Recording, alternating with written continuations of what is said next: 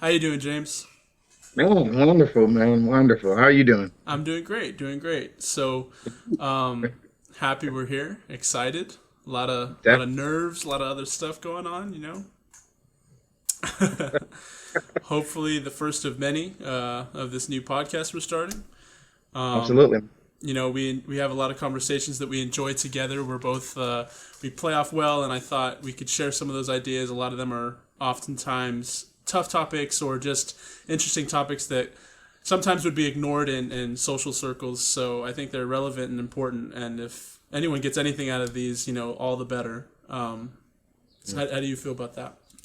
Man, I think it's wonderful, man. I always felt like we had a great chemistry from day one, and I love how our relationship has evolved. In which we do touch on topics that a lot of times by the core stuff, I feel like yeah we agree, but there are times when we kind of had different points of view on other topics, and yeah, I think it's cool to kind of include people, in that discussion that we have about things that are important to us and important to the culture and society and stuff like that. So Absolutely, no. So you talked about day one. So let's get back a little bit. What was day one? Kind of how we kind of got to know each other. Different, I'd say, trials we had together, and maybe some campaigns that we went through. hey, oh yeah, that's the first thing that pops in my Yeah. So what I recall, you were my mom's friend. I was kind of young. I don't know how old I was. Probably like freshman or middle school. But yeah, you just came over and we were watching movies and stuff all together. yeah Your mom and some of your friends. You guys watch movies that were pretty cool and different yeah shows. And I would watch with you guys. It was pretty fun. We kind of clicked instantly.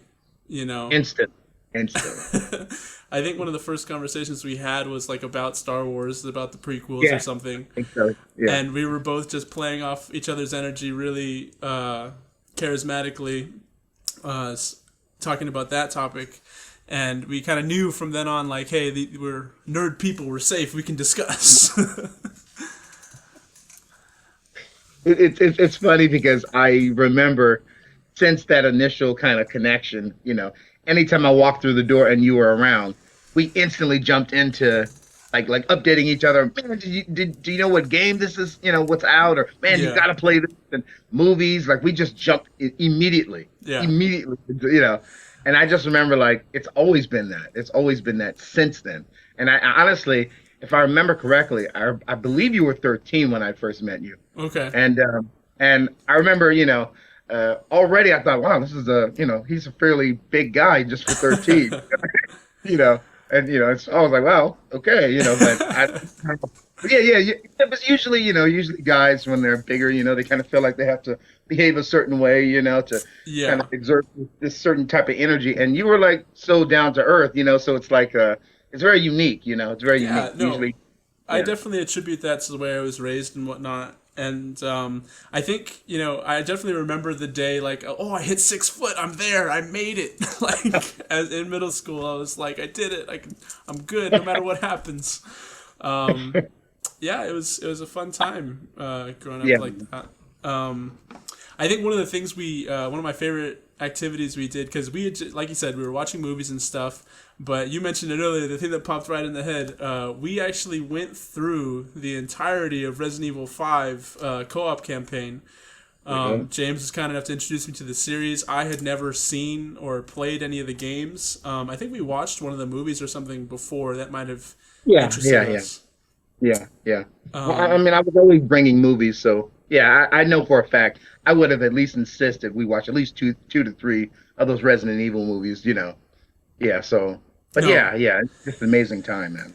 Oh man, Amazing. that then like going through something like that with somebody, you kind of like you never forget, right? Like a Yeah. whole campaign, you're like, Right. I did it with that guy, Yeah. we big old thing. So Yeah. Honestly, man, I honestly feel like our relationship was already like growing, already at a certain pace already, like even if we didn't do that, it was already going to get, but I think that campaign with Resident Evil 5, because, the game is like really action based. It's like, it's set up where you have to rely on your partner, like you yeah, can't have somebody goofing off. And, yeah, I think, there's some other stuff I could say about this, but there's something about activities with men, especially like doing game, going to the gun range, or just doing activities together, and to do something like that and to play through all these emotions of these two characters, and just relying on one another. I just feel like it just like reinforced our relationship.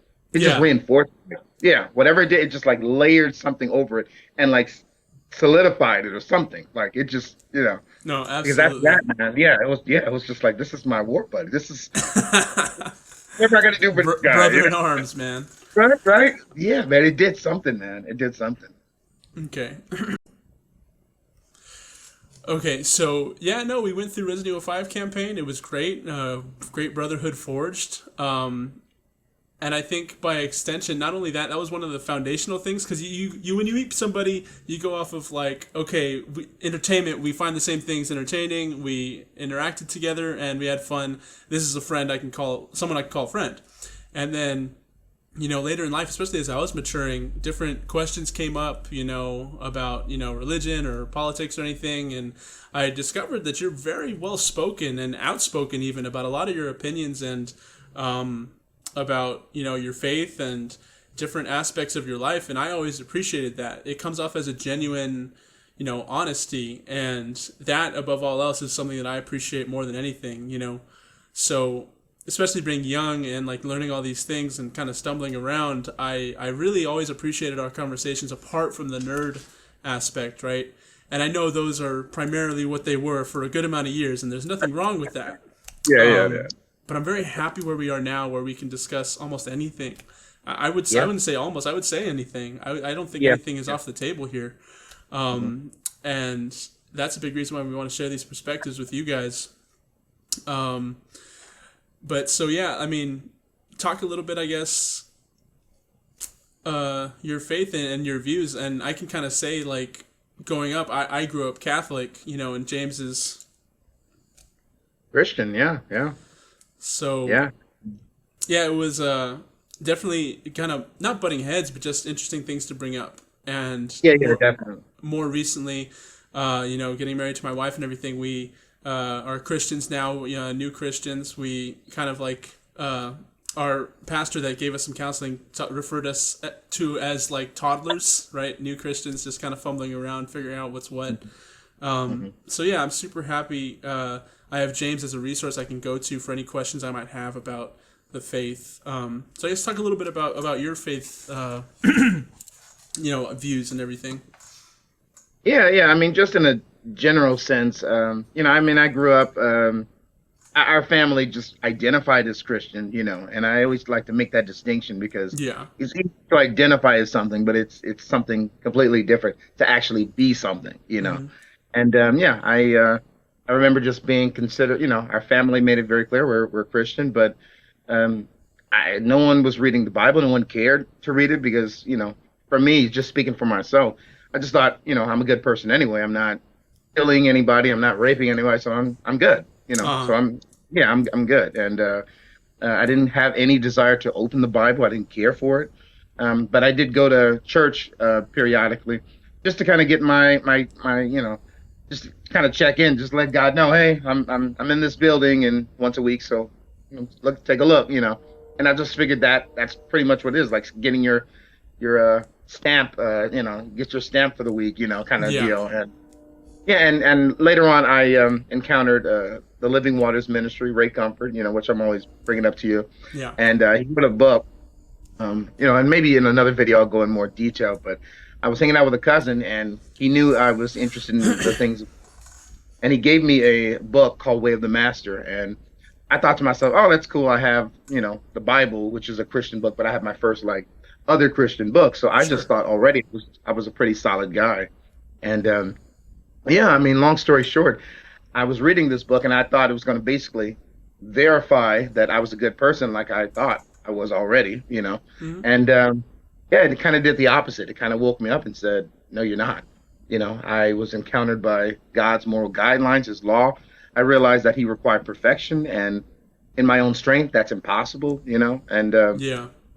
yeah, yeah, and just one verse I'd like to share is Psalms 19, verse 7. It says, "The law of the Lord is perfect, converting the soul." You Okay. know, the, yeah, yeah. And so I realized that once I realized that I was not good, and God's law was confronted. I was confronted with God's law. I realized I was not on my way to heaven. I was on my way to the other place. You Oh, know. yeah. Yeah. And That's so, a huge realization for anybody going through once you kind of like, oh yeah, because you can think about it, everyone knows about it, right? Everyone has heard about it in different media and forms, or growing up religious or not. But once you kind of, the weight of accepting that is transformational. Absolutely.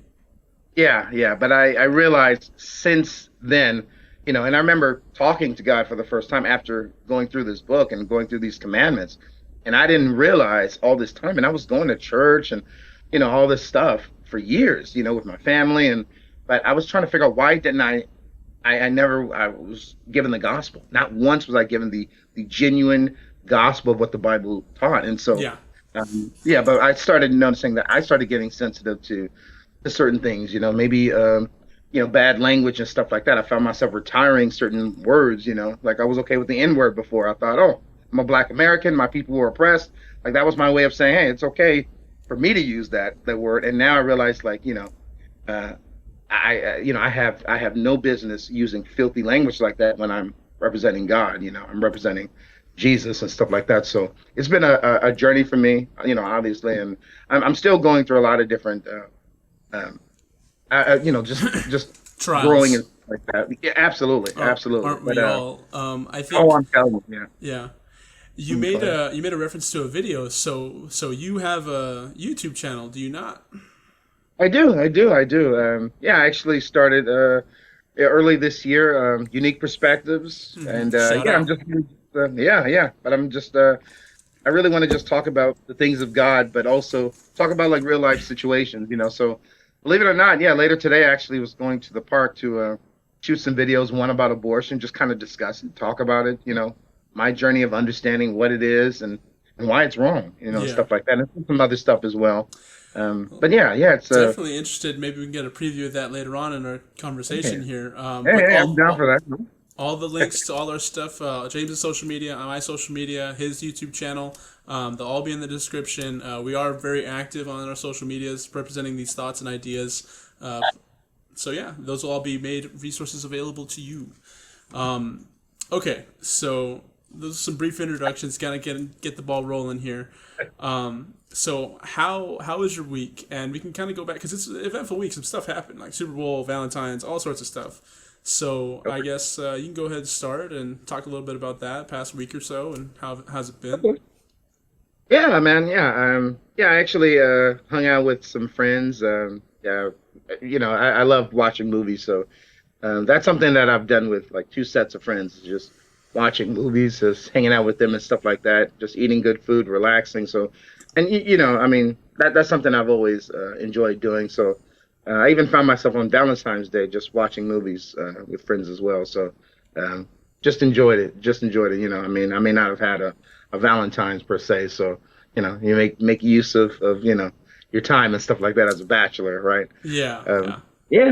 yeah, yeah, and I think I shared a little earlier before we started that yesterday I actually was on my way to visit my mother, and yeah, it was interesting. I was kind of picking up the speed a bit, on my way to my mom. I guess I during a certain area in the freeway, it's supposed to you're supposed to slow down a bit, and I failed to do that, and the officer actually stopped me, and yeah, it was very interesting because.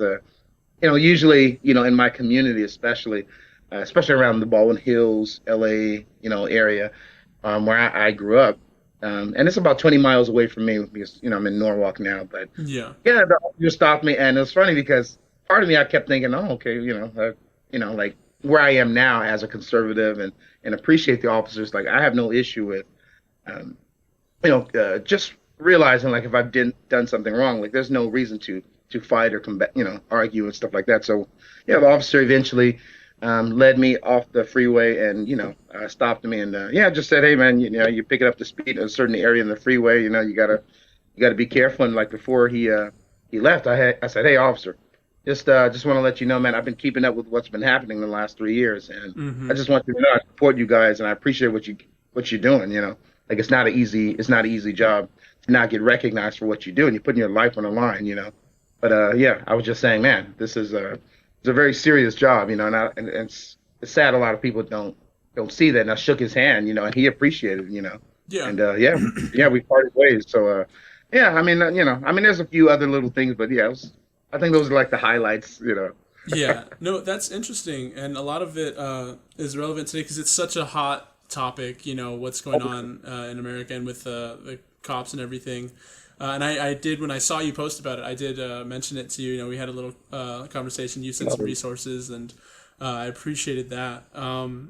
It, you know, I always thought that it was interesting how you took the time to thank the officer, even as getting it. Or I guess he didn't give you a ticket after all, right? Yeah, he didn't. I mean, he could have. He Yeah, definitely could have. and that's something to think. Something I brought up was whether that was just kind of his norm, and every cop's different, right? Or if it was just combating kind of the narrative of like, okay, I need to like, I guess, ticket black people less, and that could be something that he thought or not. We're making assumptions here. But especially, with times and everything, I'm sure no one wants to step on any toes if they don't have to, right? So I was genuinely curious if it was like, because there are cops that kind of just are more lax with it, right? Give you a warning and everything. But I think you pointed out in your post that you were kind of the target guy for it. You're a black guy with cornrows and with your sports car and everything, and driving fast, and Oh, yeah. so I mean, yeah, if he wanted to get somebody, and really give it to him, like give him a hard time, that would have been ideal. yeah. Would have been ideal, definitely. Yeah, definitely glad everything worked out fine.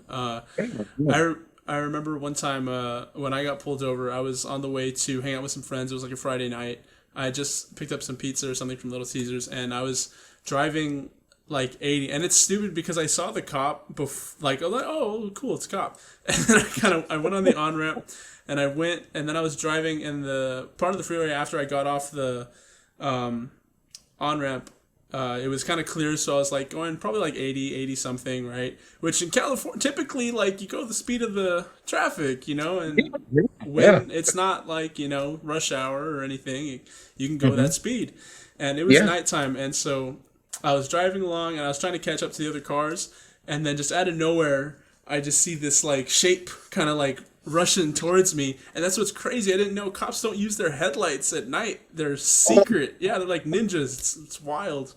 But Oh, wow. so they came up, and or he came up like right behind me, and then he turned on the lights, and this is a joke I make, is like the way I knew in my heart that white privilege was a thing was that when he turned on the sirens, I'm like, oh, let me get out of his way so we can get the bad guy.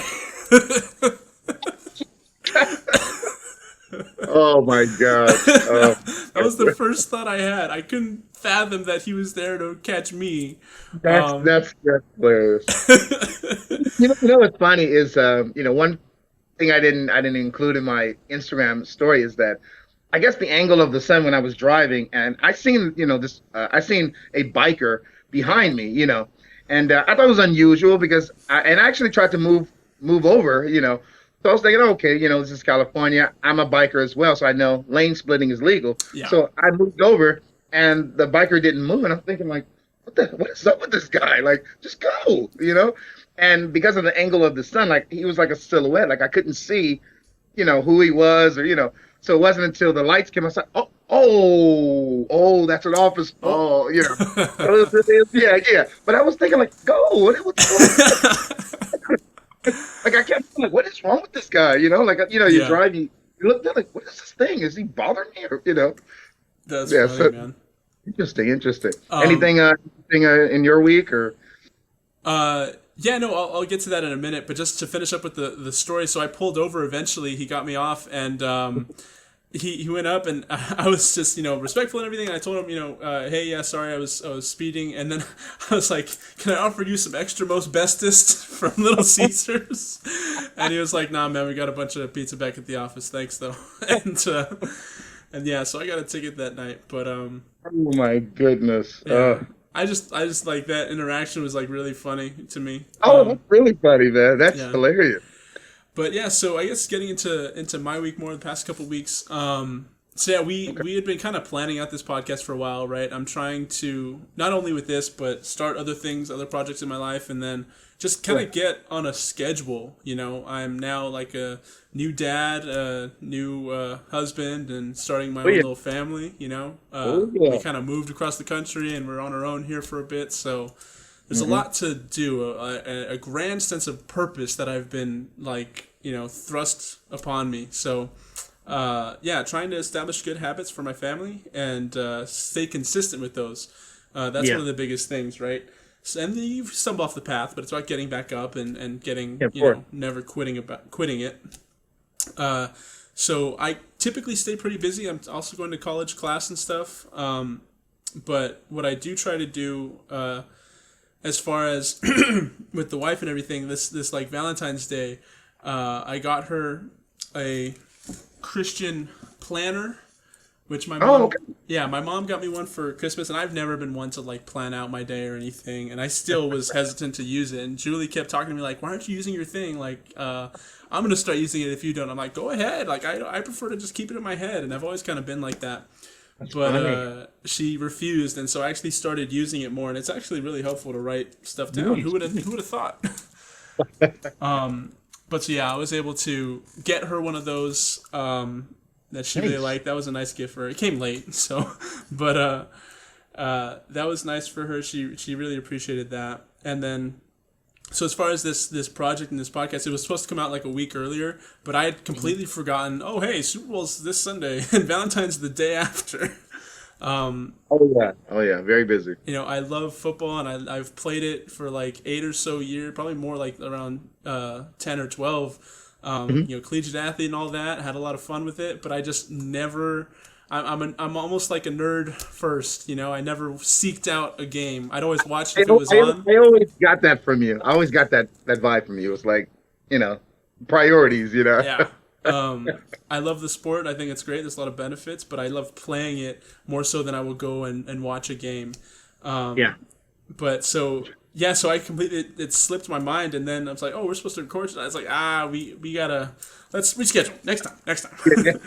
So I ended up, and we actually, don't crucify me for this, but we actually missed the Super Bowl. We went to our local game store in Macomb, and we they said they would have it playing, and they ended up didn't. But we actually did for a card game we play called Magic the Gathering.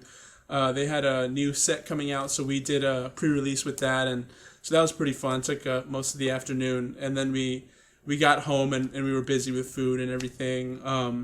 So we actually ended up catching the recording the next day. Oh Yeah, wow, wow. um, yeah, it was a good game though. Great There game. you go. There you go. A lot of BS calls or not calls, but Yeah. um, Yeah. good for the Rams, good for Aaron Donald. That's awesome. Um, and I rarely know players too. It's like another thing. Like I can name almost any superhero. I know you can too, James, Yeah. and talk Oh about yeah. lore, but I know nothing of like Super Bowl championships or like the So players' funny. That's names. so funny. It's so funny because one of my best friends, man, he's I mean that's his thing, man. I mean, you name a player and he can let you know their stats, if they went to jail, what they have Oh done, their wow. history. Yeah, all sorts of stuff, man. And I'm amazed by just the human mind. Like when it comes to something we're interested in, we can actually commit to memorizing what we want. Yeah. It's very, very fascinating. It's very intriguing to me. Yeah, no, absolutely. And I didn't realize that till you said it, and you brought up the Oh, concept of that, and in the reference yeah. of like, I know people that can recite scripture off the top of their heads, and like, why can't I do that? Like, isn't that too hard? Like, but no, when you take the time to care and put effort into something, it comes naturally. Like Yeah. growing up with entertainment and superheroes and video games, I knew all that stuff. I could describe like books of Star Wars lore to any random person, but I don't know. I can't quote scripture, right? And Yeah. you've always been a role model in that sense because of the steps you've taken recently to like be able to do that. It's so impressive to me that you can just recall Yeah. some things. And now recently, reading the Bible every day has helped in a lot of ways, which we can get into later. But Okay. I'm noticing like certain verses I like try to remember. I gotta like write them down more But yeah, it's definitely the concept of like what you put your time to. You can absolutely know any player from the '50s, any Super Bowl from the '30s, whatever, and Yes. then scripture. It goes to Yeah. anything. Yeah. Seriously. Amazing. You know, it's amazing. It's amazing. It's amazing what the human mind can do. And yeah, I mean, I like you said, you alluded to it, but yeah, I was noticing that, I couldn't get myself to remember scripture at one point, but then I was thinking, well, yeah, I know, you name any X-Men, I can tell you what their story is, Oh yeah, when they learn their powers, who's their specific enemies, like, and so I'm thinking like, why am I remembering all of this data, all this stuff that's ultimately useless, like in the long term when it comes to like my life, and like it's fun to know that stuff, but yeah, I'm like, that's crazy. It's like I know Wolverine's real name, I know his code name, I know his name when he was first born, and I know his father and his relationship with how many children he has, like all this stuff, and I'm just like, that's not going to do anything for me. I mean, Colossus, I go. yeah, Colossus, go. Lore, uh, Colossus, go. yeah. I mean, even with that, it's like Peter Rasputin. His sister is Ilyana. He's from Russia. Like it's what I'm saying. Like he Yeah, at one point joined Magneto and the Acolytes. So it's like my brain, boom. But it's like when it comes to God's word, it's like I want to be able to make room for that too. yeah. It's like, There's a lot to be said about like kind of going through your life and like what goals you have, what you want to make prioritize, right? And for young people, it's very easy to just not really care about any of that and just kind of go with the flow, especially if you're not under like pressure, right?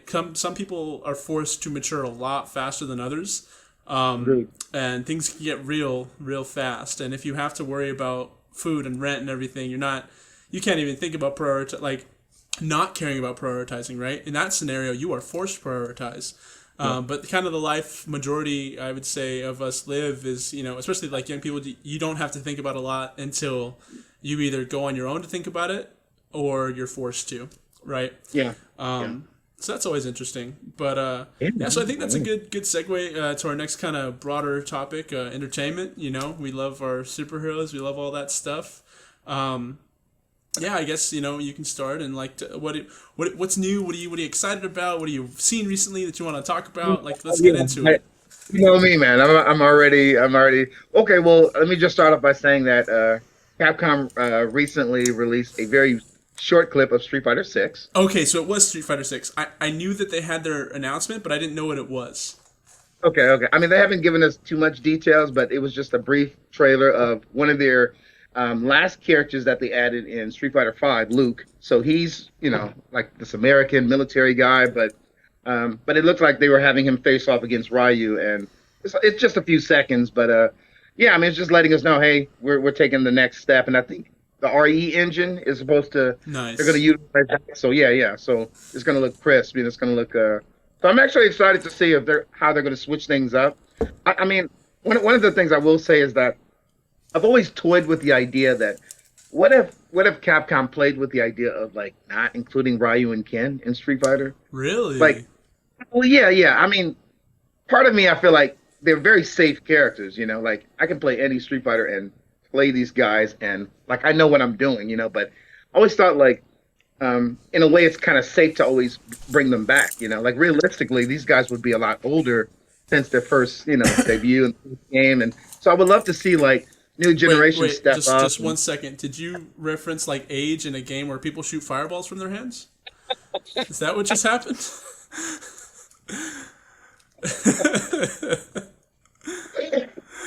I know, I I mean, know,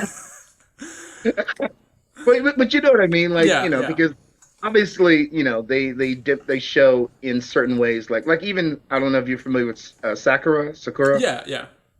Okay. So like when she first showed up in like Street Fighter Alpha, she's like in high school. She's this young girl chasing after Ryu all the time, and he actually fought fairly well. And so in Street Fighter 5, the last Street Fighter, she's like in college. So they have her with a more mature look, and you kind of see like she understands like it's not her job to chase after Yeah. Ryu. It's not her job to like she has to live her life, and so I see that transition where they're maturing everyone's stories to some extent. But yeah, I just sometimes I wonder, it'd be interesting just to see what would happen if we met Ken's son. You know, like we know Ken has a son. You know, Yeah, or or or even there's a guy named Sean. I don't know if you would be familiar with him, I don't think so. but okay, so he's Brazilian. He has a sister also who is a fighter in Street Fighter Five. But Sean's like a student of Ken as well. So I always wondered like, how would it look if I don't know, like just the future where it's like new combatants fighting, in this tournament and all that. But yeah, I mean, what are your thoughts of Street Fighter Six? Are you excited, or is it kind of like, yeah? Yeah, so I the main Street Fighter I played was Street Fighter 4 on the Oh, that's a Xbox, good like, one. and I think even we might have like played a couple sets back in the day, right? Yeah, yeah. So that was always fun with my brother. As far as fighting games go, my favorite's always been Marvel vs. Capcom 3. That's Oh the yeah, one I was like, kind of. yeah, that's a good one. That's Oh we went yeah. in, and I think we like sat down for an hour or so just running it back. Like, Oh, okay. Even more than that. that game's a riot. And I remember actually one time my brother, we were playing for for a long time, and obviously brotherly rivalries, right? But he got so frustrated because I spent a lot of time in that game, and Oh yeah. I knew Oh, my Wesker combos and all that stuff, and um, but so he got so frustrated he took out the CD of the game, like, no. yeah, yeah. I'm like, why are So you that- mad, dude? um, Oh wow, yeah, wow. fighting games are great at like sibling rivalries, really settling it, Oh, right? oh man, seriously. Something for Seriously. like I remember Modern Warfare 2 had this map called Rust, and it's like a small map and everything, and people would always joke, "Oh, we'll settle it on Rust." If you had beef in middle school or That's anything, funny. Oh, I didn't know that. That's funny. But yeah, so as far as Street Fighter the franchise, I can't say too much about it. I know like people I listen to, people I've heard of, they what they really wanted. The overall opinion I got was they want more of a Capcom versus Capcom title. They were expecting that maybe. As far as like Capcom characters from all their IPs and just going at it, because there's Marvel versus Capcom, right? But Mm. obviously the most recent installment wasn't very popular. They kind of switched things around. And so yeah, just the concept that there's enough characters. The brand is huge, and they have lots to pull from. Um, Absolutely, you know, absolutely. they what they were referencing was that Street Fighter, like the last DLC character for Street Fighter, just came out a couple months ago, and so Yeah, they're yeah. not That's really right. letting like what I heard a suggestion was is that they let the like come up with Capcom versus Capcom, let the Street Fighter kind of die down, not die down, but just let it build back up of an anticipation, right? And then you come with a crisp, clean Street Fighter 6, right? It's not maybe I guess oversaturated a bit right now. There was no time to Yeah, breathe. yeah. I would agree, and I'm trying to remember. I think Street Fighter Five, if I'm correct, it came out maybe I don't know 4 or 5 years ago. Yeah, You know, yeah, yeah. And so since then they've just kind of upgraded it, gradually. But yeah, I mean, I think anybody who's really paying attention to, the whole franchise knows that they could have easily made something much better eventually, but they were just adding to it, and I think they were just trying to take a different approach. So I mean, I'm not faulting them for that, but I agree. I kind of feel like Street Fighter Six is already a little too soon. yeah, I kind of feel like, yeah, I would have loved for them to actually revisit one of their other, games. To be honest with you, there's so many. There's, Darkstalkers and all these other games that they could have just, Cyberbots, and there's just, yeah, I just feel like I would have loved to see them explore something else. And even what you brought up, like Capcom versus Capcom, like that would be insane to see something like that. Like I would love to see more Resident Evil characters implemented in the fighting yeah, game. That would yep, be, yeah, I'd be intrigued by that. So I'm with you on that. But yeah, I mean, of course, I'll probably be one of the first people to get Street Fighter Six on the first day. So yeah. whenever that's like mandatory. No, I get you. That comment was by Matt McMuscles on Twitter, by the way. Okay. But yeah, so no, that's how I feel about Street Fighter. What else you got for us? What else are you excited about? Yeah, of course. Early next month, the Batman starring Robert Pattinson. I mean, that's. I feel like I think back in maybe 2000. I don't know if it was 2020. We seen like some type of reference that this was actually going to be a thing, and I think because of the pandemic, it's kind of slowed it down the process, and Yeah, yeah, so we're finally going to get it, and the movie's nearly 3 hours long, man. So they're confirmed. being thorough. Or is that Yeah, just yeah. the I mean, director cut? Two hours and 55 minutes Oh my goodness. approximately. I know, right? I know. Yeah, and I know Matt Reeves, the director, is like, I think he told Christopher Nolan, like, man, we're coming for your spot, your Dark Knight trilogy. We're coming for it. I Yes. don't Yeah, I know, right? I I don't know. So know. I just will say the three trailers they released for the Batman is very impressive, in my opinion. They're Hmm. very impressive. So, um, I've yeah, may seen not. some of them, and what I can remember is just the crunch of the bones as he's like breaking them. It's Oh, pretty brutal. yeah, just the. Oh yeah, oh yeah, and I just think it's ironic that so many years ago, Robert Pattinson was like this teen heartthrob for all these girls, Yep. between like the ages of like 12 to like probably 35. Everyone's going crazy over him. And now I feel like there's a lot of us guys that are now looking forward to this project with him. Like, so it's almost switched, like, yeah, yeah. That's been an internet joke actually for Yeah. a while now. It's like, so funny how all of us guys are like, I think Fangirling somebody, over him.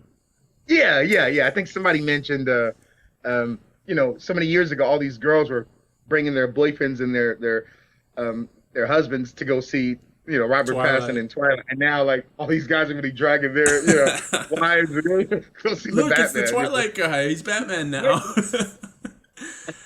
my yeah. So Yeah, yeah, go my ahead. only Go ahead. reservation about it, and we've talked about this before, but just I know a statement came out that he was like refusing to work out for the role or something, right? Yeah, And there's a lot to be said about the industry and like forcing people to take certain substances or whatever to cause that growth in that time frame, right? But I mean, Chris Hemsworth, like Thor looks like Thor. You know what I'm saying? agreed, agreed. And I'm not Batman's not my favorite character or anything, but someone a mentor close to me that is his favorite character, and he really liked Batfleck because he was big. He was really Yeah, like yes, yes. yoked, as the kids would say. Like he was supposed to be like 6 foot. He's supposed to be the pinnacle of human fitness, right? Correct, The correct. peak of human ability. And Correct. I know cinematography and everything can make tricks, but I just have a hard time thinking, Robert Pattinson in that role. And not that Uh, everyone has to be super buff or strong or anything, but at least make an effort to work out. yeah, yeah, And yeah. there is, I don't know if you've seen, I know I recommended it to you before, The Boys, that show on Amazon. Oh yeah, yeah, yeah. I haven't seen it yet. I haven't checked it out. I've been Okay. meaning to. Mhm. So the main Superman kind of variant is called Homelander, right? Homelander, that, yeah, Yeah, and so that actor actually isn't very bulked either, but it's the suit and different ways they look that he still looks great as the role, right? yeah, And his yeah. performance goes off without a hitch. In my heart, as a man, I wish he was a little more buff, but it's not like he still does great actor and everything. I forget his name at the moment, unfortunately, but yeah, so Wow. it can be done. I'm cautiously, optimistic, I guess. But that's the only qualm I would have out the gate. Trailers look good, you know. I Yeah, don't I don't know if like that's a big shadow and shoes to fill that they're kind of yeah. saying about that. Say, what I like about I just recently I was listening to some of the cast, just kind of have like this open interview about what to expect from the film, and they were they weren't revealing anything, but they were just talking about um, just the idea of what their characters represent, and this is supposed to represent, I think, the second year Batman is doing his thing, so he's still learning whom it is that he is, and all these other characters, including Zoe Kravitz, she's her character, Catwoman, Selena Yeah, Kyle. She's still kind of in the early stages of trying to figure out who she's going to be, like she's showing a lot of the signs that she's going to go into the whole Catwoman thing. yeah. So part of me, I'm hoping that because this is the early stages, maybe there's a lot of time for growth and stuff like that, and yeah, and to be honest, like even with the refusing to work out thing, like I remember that was a little disappointing, because I'm Yeah. thinking like I thought that was just a universal understanding that if you play this role, you have to be both. Some Period. people have to be told. I Yeah, thought, it came with the yeah. But I territory. but I will say I did see like a brief in one of the trailers that he did seem like he was reasonably, kind of like he's been working out, He's but not scrawny. okay, there you go. Yeah. Yeah, so I'm actually curious to see how that's gonna manifest, to be honest, because Batman's surrounded by different guys, so I want to see how that's gonna Yeah. how that's yeah, how that's gonna manifest. But I just the Batfleck thing, man. I just thought he was a great addition to that role. And I don't know if you know this or you read this, but supposedly he's been stepping away from that role because of a negative experience he had with director Josh Whedon, who actually was responsible for the first version of Justice League. Josh Uh, Whedon? Whedon, there you go. Yeah, yeah, Yeah. Guy who did yeah. Avengers, right? The There, first yeah, one? there you go. Yeah. Yeah, yeah. Well, supposedly he was very rough, and all the cast for of the Justice League, they all agree that he was a really poor director, and he discouraged them. Gal Gadot has been it's been very vocal about it. So That's uh, unfortunate. yeah, man, yeah, because I even though I was aware like this Robert Pattinson Batman was kind of coming out, and it's obvious like another universe. I forgot which with Earth it is, but I would have loved for the Justice League stories to continue because obviously Flash is about to come out, Aquaman too, and so I just thought, man, that'd be cool if we had like the Batfleck, doing his thing, and in addition to that, Robert Pattinson's, and then everyone's trying to figure out what's happening with Henry Cavill because it's like, where's the Superman, and Where he's he not saying started it. yeah, He's, yeah, and he's right, and he's not saying anything openly. He's just making it seem like, hey, when Warner Brothers needs me, I'm here, and everyone's like, what does that mean? Like, are you still in the role? And then I hear Michael B. Jordan's working on a HBO version of the Black Superman, of Val Zod, So I'm trying to figure out like, what the heck is happening, and yeah. it just seems like Marvel Studios seems to know to give the fans what they want, and it seems like I don't know, Warner Brothers kind of like I don't know. It's like they're just goofing off. I don't know what's going on. They're trying to figure out the formula and stuff Maybe. still, you know? I think, what's it called? Marvel has done pretty good with theirs. Yeah, They kind of have it ironed out. Um, there is. but yeah, so as far as, I know I heard Black Adam, The Rock's going to come out as Black Adam. And that's going to be a really good thing, right? Oh, He's absolutely. super. That is like the antithesis of like jacked, right? Seriously, Yeah. seriously. But I was confused too because I know this new Robert Pattinson, I will call him, uh, and I know he's like you said supposed to be the first 2 years, and so I guess is it the same Batman as Batfleck, just like earlier? That I believe that they're in two different universes. So it's Okay, yeah, yeah, yeah. So I think I don't. It may be Earth two with Robert Pattinson. So I know that the director Matt Reeves wants to actually start that own universe. So so which I that kind of think is going to be complex. well maybe like how are they going to transition the characters over? I know Flash is all multiverse, all sorts of Flashpoint Yeah. Oh, stuff. yeah, yeah, yeah, yeah. I know Flash. They're going to have him bouncing all over the place. So, I don't know if you're aware of this. Maybe you are, but even Flash on the TV show, he actually met Yeah. Ezra Miller. Yeah, which I thought was cool because it's like Flash could do that. So I love how you know that was allowed.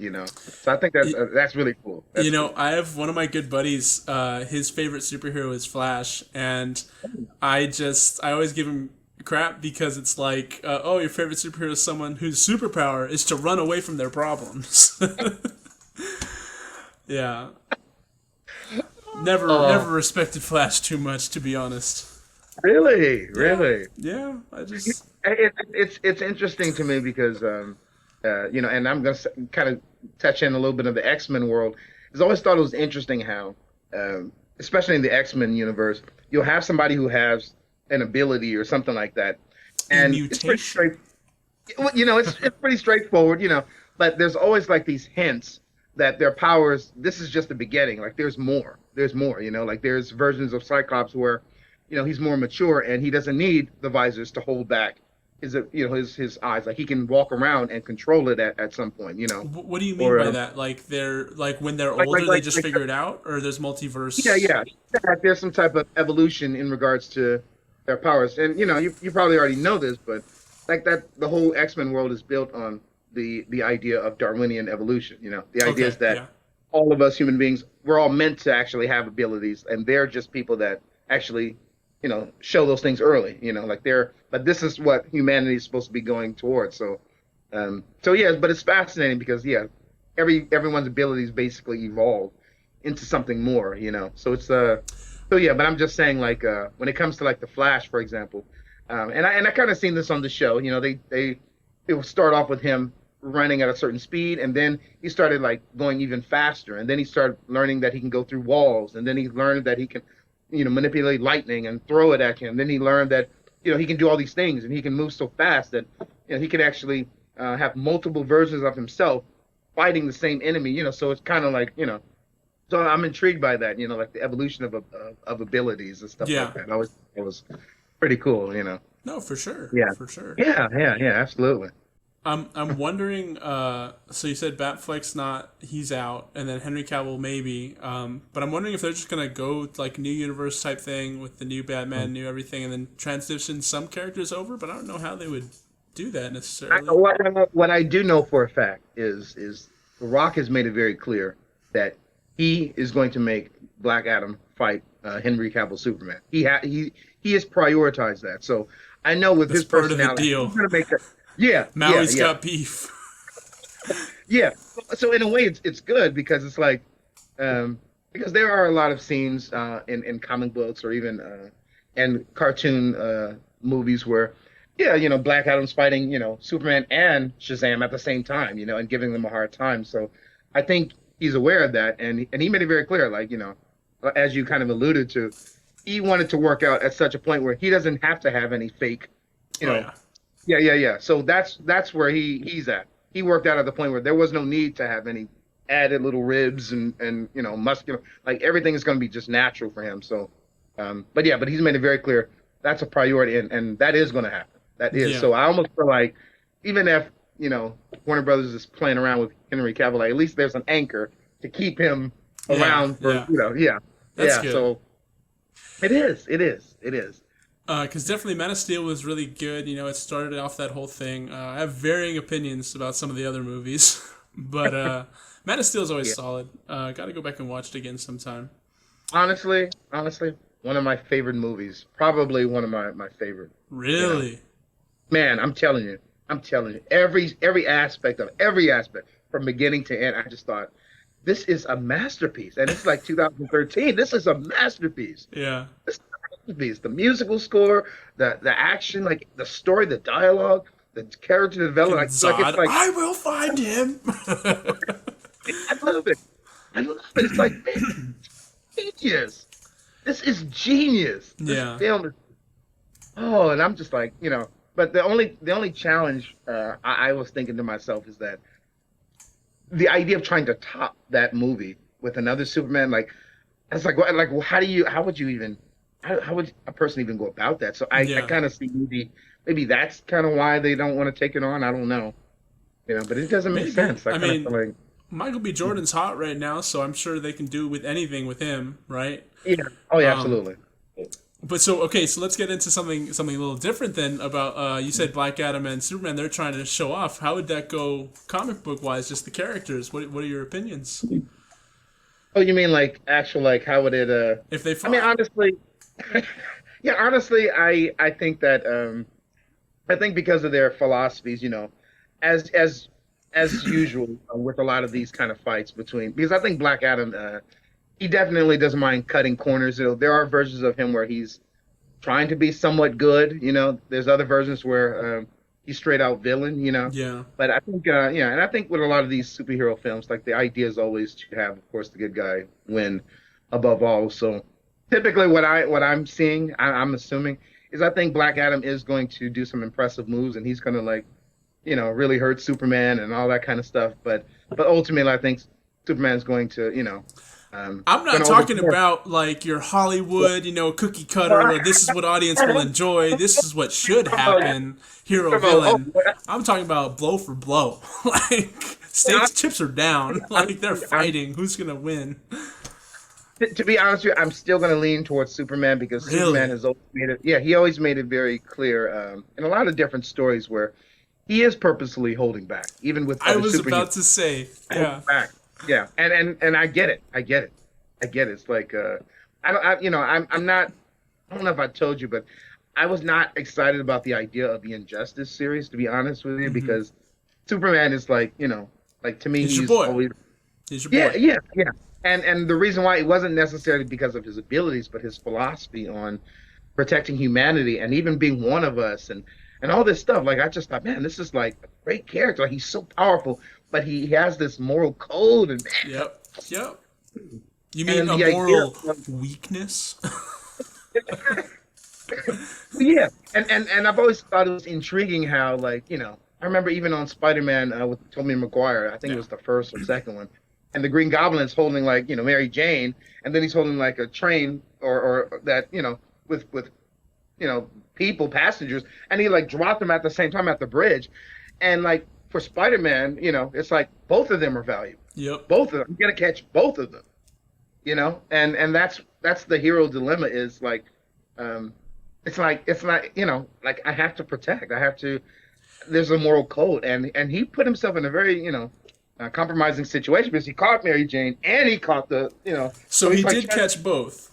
yeah, he did, and I So thought Andrew man, Garfield has no excuse, is what you're saying.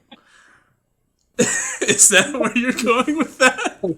Andrew Garfield, if you ever stumble on this, man, please, hey, I didn't say that, okay? I didn't say that.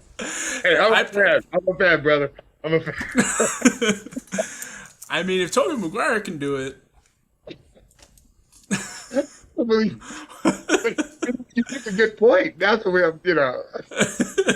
I forgot about that. I hadn't seen the first one in a while. I didn't know he count both of them. Yeah, yeah, because I kept thinking like, because I remember when I was first watching, I was like, oh my goodness, like that's impossible. But he did it, and he was stuck. Yeah. So the Green Goblin was going by and smacking him, and I'm like, oh man, this is like the worst situation to be in. But Yeah. that's the hero dilemma is. But usually what happens, like I said, with Superman or whoever else, I'm assuming like they're gonna, like I think one of the dynamics with Spider-Man was, Green Goblin made the mistake of saying, oh, okay, well after I deal with you, I'm gonna go find your little pretty girlfriend, and then Spider-Man was like, oh, Yeah. uh, Yeah. and I think that's usually the thing. Catalyst, like, that sets him Yeah, off. yeah. You don't say that. You don't say Lit a that. stick of dynamite. Oh yeah, yeah. You don't say that. And Spider-Man, like even in that movie, was a little bit more aggressive in the fight. He was dodging fat more because to him it's like, okay, I can't afford to lose now. I Yeah. can't afford to, like it's not about me now. It's about So it's interesting. It's interesting. But I don't know. I just feel like with Superman and Black Adam, I mean, I do think it's gonna be a great fight. It's gonna be impressive, and I hope they like fight somewhere in the desert or something like that because they will tear down a You city. wish. It's gonna be the most populated city in the world.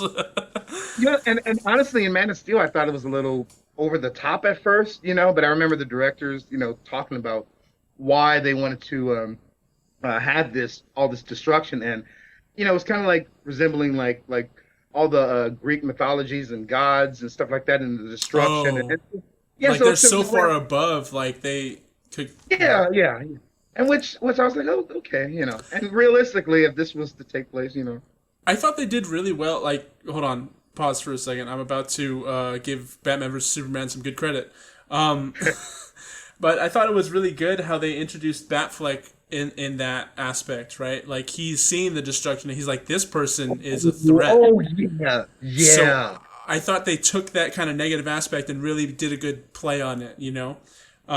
Speaking of that negative aspect, though, like that ending scene, he's about to like break Zod's neck. I think he doesn't want to kill anybody or something, and Zod's about to laser a family, Yes. and he's like, "Oh, I can't let you," but all the buildings and everything's gone, destroyed. Thousands of civilians are just like on the wayside.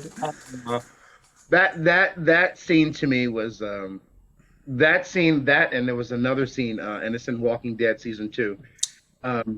Those scenes to me are very important scenes to me because we know Wait, what. describe the scene from Walking Dead season 2 you're talking about. Okay. So by that point, Rick Grimes returns. Shane, his best friend, who was another sheriff with him, was kind of leading this group all this time until Rick showed up. And when Rick came back, he kind of got more acclimated back into the group, and Yeah. he sort of took lead because obviously he was more qualified. He had more of a balanced view on. Yeah. And Shane was even, being intimate with Rick's wife because he assumed Rick was gone. But when Rick returned, it was almost like Shane couldn't get back to, okay, this is Rick's wife. He continued to try to Yeah. pursuer. So for a while, I think Shane, um, who displayed obviously like he had he was very strong as well as a leader, but he lacked certain attributes that Rick obviously has, just like Superman has over Zod. Yeah. And but it was interesting because Shane decided that he was going to off Rick, and he led him away. This is season two. This is Yeah. like The end of season two. yeah. And they were at the farm, and he kind of led him away, and it was dark, and Shane just was walking, and figured he was going to kind of lead Rick and just kind of pop him, let him know like, hey man, like we can't have both of us here in this group. And what I love about that scene is I remember Rick was trying to really talk to him, like genuinely He talking, was like like begging for his friend to come yeah, back. yeah. And the thing is, Rick was faster with his gun, and Hmm. he knew it. He knew he was faster, but he pleaded he didn't want that. He didn't want that, and it hurt him that he had to, off this guy that he had such a history with. And it was the same thing, in my opinion, with Man of Steel. It's like Zod put Superman in this position where it's like, the only way that this fight is gonna end is if I die or you die, and this is what Zod told Superman. And so, yeah, it's like it's crazy how Superman has him in his lock, and it's like, okay, fight's over. Like I Yeah. won, obviously. And Zod's saying, well, you love all these people more than us, your own people. Well, you're gonna watch them die, and Superman's screaming and yelling, and you described the scene. And to me, it was like I think about stuff like that all the time. Like, I'm not a superhero, I'm not a Yeah. sheriff in the zombie apocalypse, but I think like, man, that's a rough situation to carry with you because in my head, I don't want to take any human life. I don't want to take anybody's life, but Yep. but what if you're in that position? What if that is the situation, So we kind That's of yeah. That's always the great concept in any media when it comes up, like these threads and these themes. When it gets something a human emotion out of you, right? And obviously the situation's exaggerated. A lot of times it's sci-fi or whatnot. But it presents the same moral conundrum that's been people have yeah. thought about and discussed for years, right? Like all of time, and it's just relevant. It's interesting. That's why it's like Yeah. it's so engaging. You're like, oh, what would I do? Oh, I don't know. And Yeah, yeah. honestly, like you have your own moral code and everything, but when you put yourself in that situation, things get a little gray. Nobody's perfect. Yeah. It's I am curious about your comparison though, because I guess from the perspective of the people, that Superman's people, that makes more sense. But Shane and Rick were best buds, and Superman like and Zod were enemies. They never really knew each other. They didn't really have much of a history. So kind of, I get the basic comparison, but kind of where do you think Superman really has cause to care that much about Zod? I mean, yeah. Think about this for a moment. You're on Earth for about 30 some odd years, and you're the only person like yourself that's yeah. You get what I'm saying? Yeah, And your body absorbs the sun uniquely than everyone else. You have to hold back. Like there's a lot of childhood scenes where he had to hold back because he could have killed somebody when they were bullying him as a kid. He could have killed him. yeah, And the idea of having someone even older that he could have related to, that would have been ideal. yeah, Like, yeah, think about that. What if there's like two Supermans? That would have been awesome. mm-hmm, That would have been awesome. So I think in his mind, he's like, oh man, like there's people just like me, and the fact that he had to take all of them on, that's like that. That's kind of hurtful. yeah, It's like, yeah, I didn't come here to destroy everything. Like this is my home. Oh, why don't we do this together? And yeah. so it was kind of hard because you could see Superman kind of holding back, and Zod was the aggressor in the fight. Oh, oh, oh. Okay, we're back. Little dog action there in the background. Might come up, might not. Roll with us here. So you Awesome. you were saying about? Do you remember what we were at? I mean, yeah, just in a general sense, man. Just the idea of Superman or even Rick or just that moral conundrum as you kind of alluded to. I think it's fascinating to me because it's one thing to or I don't know, the Joker or Two Face to kind of threaten someone's life. It's like, okay, we know they're willing to kill somebody. They don't have any moral guidelines when it comes to that, Yeah, but Batman does. So I think it's intriguing, and I feel like even with The Walking Dead, they've done a very good job with causing Rick to be like that balanced character. Like I kind of feel like to some extent, um, every character has kind of drifted a little bit, got things a little too personal, and Rick has always been very anchored into like I don't know, like human life and dignity and giving people a chance and and I always thought that was just fascinating, even in that setup because um, how do you know you can trust people, in that environment and stuff like that? So Well, that's what's yeah, awesome about that show is it shows you the deterioration of right, Rick yeah, and like a leader yeah, and it being forced into a leadership role, and even the villains too, the governor, all the leaders in that show go through yeah, the same problem, yeah. and You're right. they react very differently. And Yes, some yeah, models are sustainable, some aren't. It's just anything like that post-apocalyptic when humans are forced to deal with right, irrational problems more so than regular life, like the way, and that's Joker's whole concept. He tells Batman all the time, "You are one day away, one bad day away from being just like me." Or I guess to James yeah, Gordon, he tells more so yeah, that specific, I yeah, think, Killing Joke arc. Um, but he yeah, tries to prove, and Harvey Dent even that's the big theme of him. He's like he tries to prove to anybody like you're just one bad day away from being just yeah, like me. You think yeah, I'm crazy, but I'm not. yeah, yeah. Um, that's It's and true. that's why it's so popular and that's like resonates so much. Like Yeah, I think right. we're all kind of scared of the unknown because you think you know yourself, but you don't until you're put in a tested situation. Very true. Very true.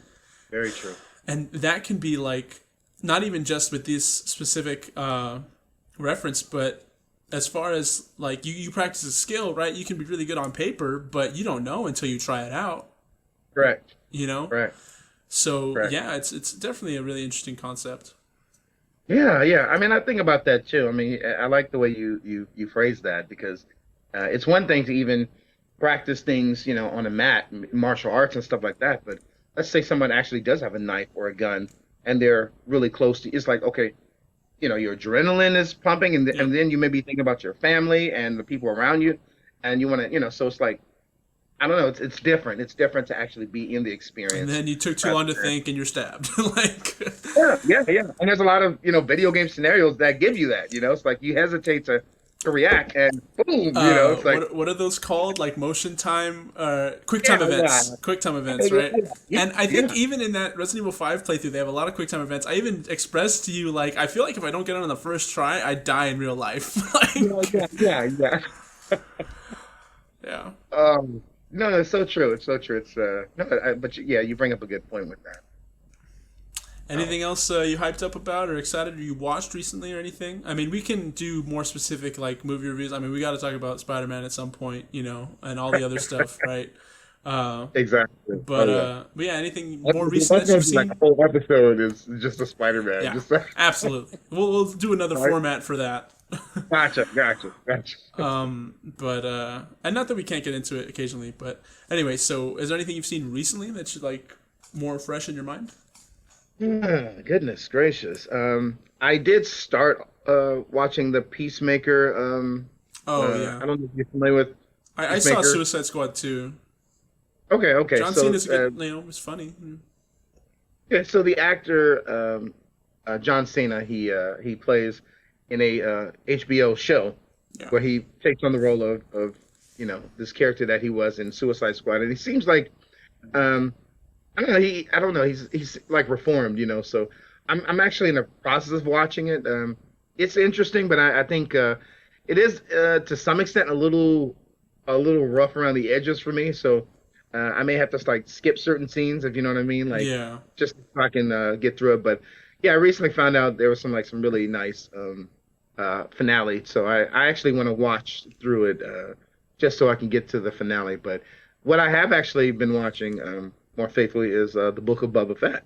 Oh, did you finish it? I Okay. didn't. Okay. Yeah, but the internet. I mean, You gotta 'cause I watch that think stuff quick. yeah, yeah, yeah. They It's give so you no funny because time.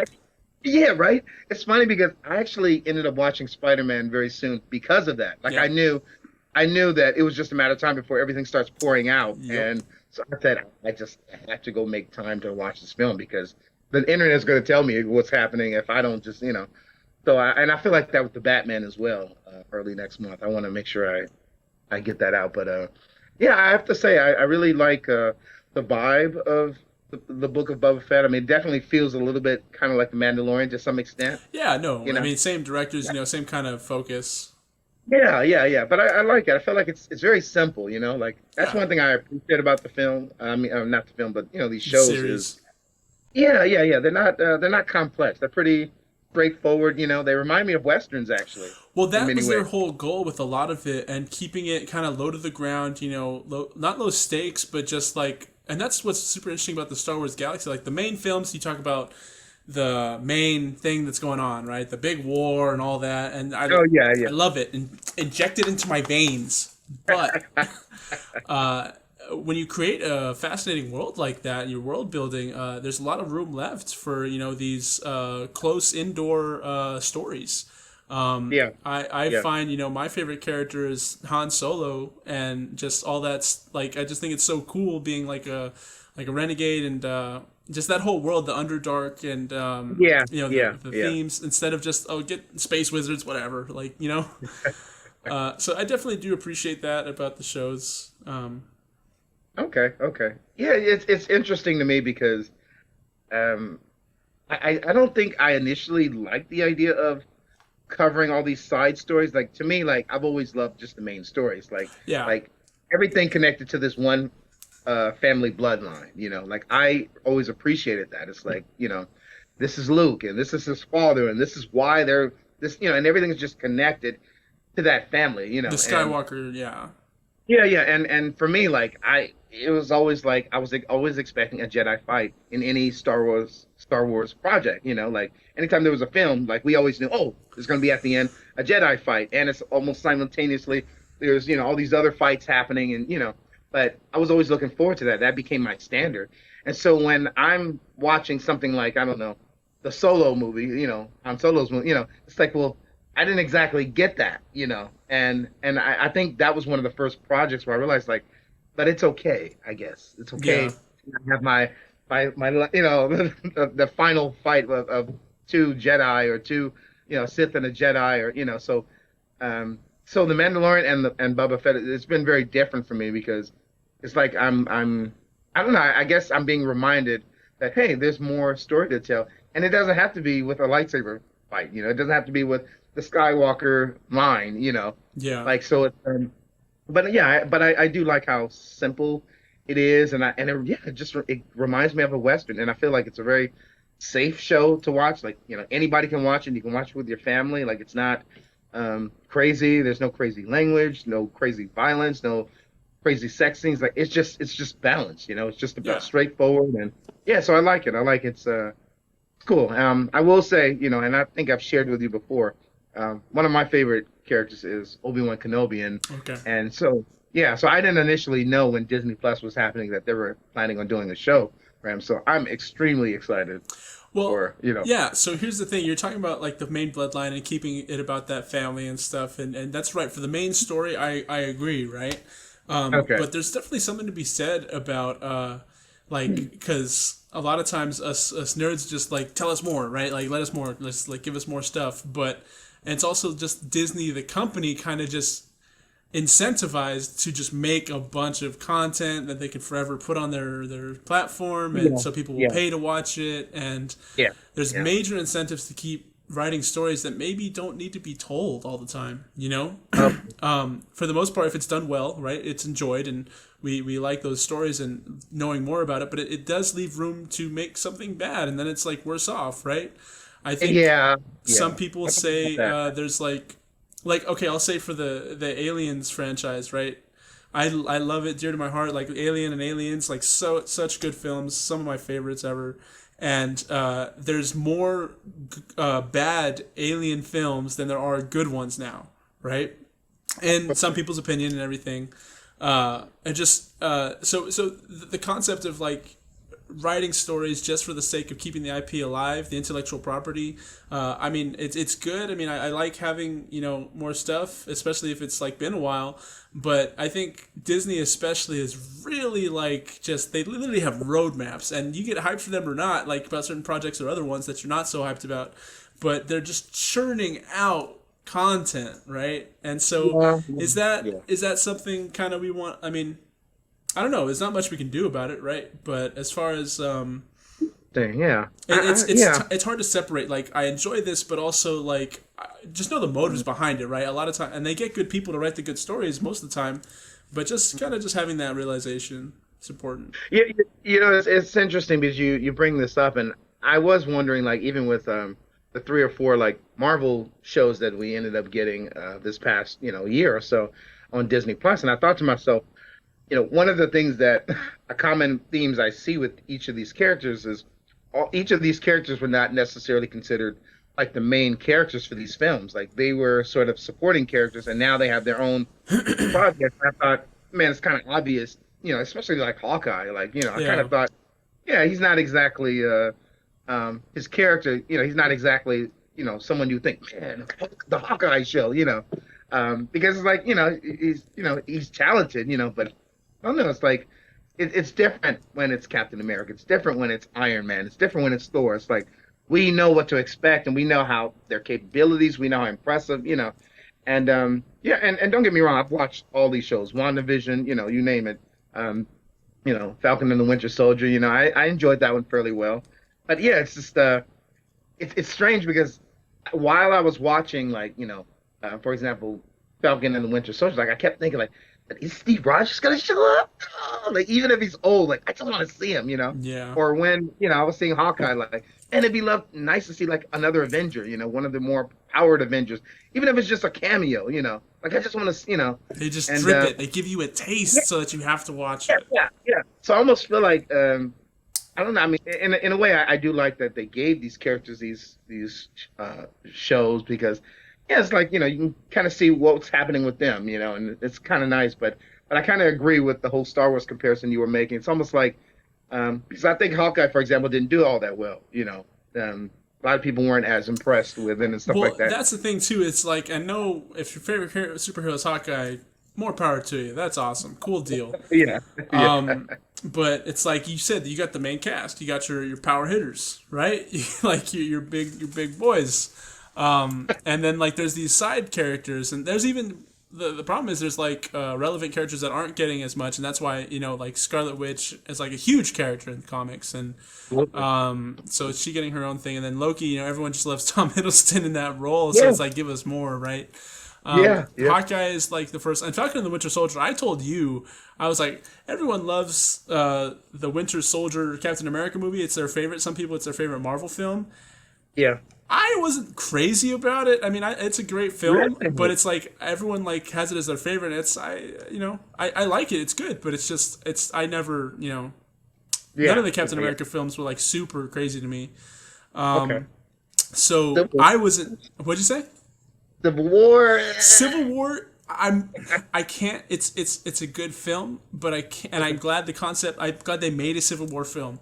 I'm Okay. disappointed because I think they could have executed it way better if they made it Okay. an Avengers film instead of the Captain America film. Oh, Because they focused okay. on Captain America and his boyfriend Bucky instead of the whole like concept of it affecting everybody. That's such a good storyline, and I just wish it wasn't like into a Captain America. The way they did it is fine, but I just Okay. think it could have been so much better and so much time spent. I would agree. I would agree. Some years prior to this film, a buddy of mine actually loaned me his set of comic books that were related to the first Civil War, and it was Yeah, amazing because it's good it was stuff. like everyone was a part of this, like and it affected everyone's life. It Spider-Man, Captain tore America, like, people apart. The Fantastic Four tore apart, right? And it's like yeah, these people that are in groups. Like there's people on different sides now, and for different yeah, reasons, yeah, right? yeah, yeah. So yeah, I think there was just a I lot agree. to explore there, and they kind of just shoehorned it in for the sake of the Civil War movie, and they got Yeah, me. yeah, I had to see it because it had that name. I had to see what was going on, and they had of cool course. stuff. I'm not gonna sit here and say it's bad. It's still one of my favorite of the whole Yeah, yeah, series, but yeah, I just the potential and like the opportunity cost of not. It got me too much. I wasn't so yeah, yeah. overall. No, Yeah, I hear you. I hear you. No, you make a good point. I hear you. Oh, we should for sure. We can have that whole Civil War debate yeah, sometime, yeah, exactly, right? exactly. But yeah, so I was saying Falcon and the Winter Soldier. I told you like that's the one I was like I might not even watch it at all, right? And you were more excited about it than I was initially, And then I watched the first episode, and I was like, oh, it's got good action, it's got all this stuff. Like I'm gonna, so they got me. And Hawkeye again, it's another one that I was like not even gonna look at all, right? I'm like, okay, finally they made one I don't have to watch. Cool. Not that Jeremy Renner is great, I'm glad actors are getting paid and all that stuff. He's an excellent actor in a general. But I just couldn't be less interested. And then I found out, spoilers or whatever. But what's his name, the Kingpin from Daredevil, reported and I couldn't avoid it was just people were talking about it, and they said he shows up, right, and it's like, oh, now I have to watch it. Now it's like there goes 10 hours of my life, right? And I'm sure it's gonna be good. I'm sure it's gonna be great. But it's like. I forget the actor's name who plays Punisher. Kingpin. But it's so good. His role in Daredevil, and they brought back Matt. Spoilers again. Brought back Matt Murdock to. I was wondering were we going to mention that. I wanted to say something, but I was like, I don't do that. But yeah, so I'll just say he's relevant again, and which I thought was cool. Absolutely, I love it. And me and the wife. Like I said, when we get to our week, we're watching all that stuff again because of it. That's awesome. It's just like, I have to watch this one too, and making them so pivotal to the overall story, versus I guess Agents of S.H.I.E.L.D., which I haven't seen, but that was kind of connected but kind of separate. You didn't have to watch it. So. I never really was motivated to watch Agents of S.H.I.E.L.D. I mean, I think I started out trying to check out the first 2-3 episodes, but I don't know. I never was drawn to it, and I know the idea was to at least some of the big events that took place in the bigger Marvel movies, it would affect, the show, which I know that there were times when we seen that, but I don't know. I was never drawn to watch it. I mean, there's some people that I know that they love the show, but I don't know. I was never motivated to. I felt like I wasn't missing anything, I get you. Yeah. But I think what's happening now with Disney Plus is the way that things are going. It's almost like you almost have to keep up with some of these shows if you want to know the overall story of what's happening in that Marvel Cinematic Universe. It's like WandaVision, for example, was essential if you're planning on watching Doctor Strange 2, which is coming out, in a few months. Yeah, you're right. Yeah. And we're expecting a lot of cameos from, people that are, probably, we weren't expecting, and probably another universe what we got in Spider-Man. So, but I noticed that for, the next Captain America movie, I think it's going to be, we're going to have Sam, he's going to step up as Captain America. Yeah. So, but it helps to see the transition in Falcon and the Winter Soldier. So it's almost like you kind of almost have to have Disney Plus to keep up if you want to actually know what's happening and why, You know what I'm saying? So it's yeah. So and I know And Feige made a mention of that some years ago. He said you're gonna have to do both if you want to know what's happening. that whole concept you said earlier about all this information, but it's not helpful for your life. Really, really kind of sticks it to your heart. Oh, this is hours of my life just going. Yeah. But I'm not. I mean, I'm still a huge nerd. I'm never gonna not love superheroes and stuff. So Same here. All right. Thank you. Well, I think I'll kind of try to keep my part brief. We've been on this for a minute, but So as far as entertainment stuff that we've done, I'm not a big anime watcher typically. I don't know how much you've seen or anything, but I have not much. Yeah, I know there's good ones out there, and I'm trying to see about certain ones. I know My Hero Academia is good, and different things. Attack on Titan I've heard is really good. I mean, me and my wife saw the first season a while ago, back in time, and more recently we just started watching the second season to get back into it, and that's a really good show. Super interesting, the concept and the setting and everything. And it's kind of the whole humans fight to survive against insurmountable odds and what happens, and so lots of stuff there. For me myself, I've kind of stayed away because all my friends watch all this stuff, and I kind of stayed away for the most part. But it's because I know there's one that's really good from like the 80s called Legend of the Galactic Heroes that I wanted to watch first, and it's off of a series of books, but it's basically like a really really good like space opera in the Oh, cool. sense, kind of like how Star Wars is.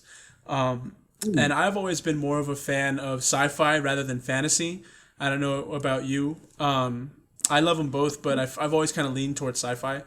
And so I love that whole concept, and it's really good. You know, there's an empire, there's a free planet alliance, and they're both nuanced, right?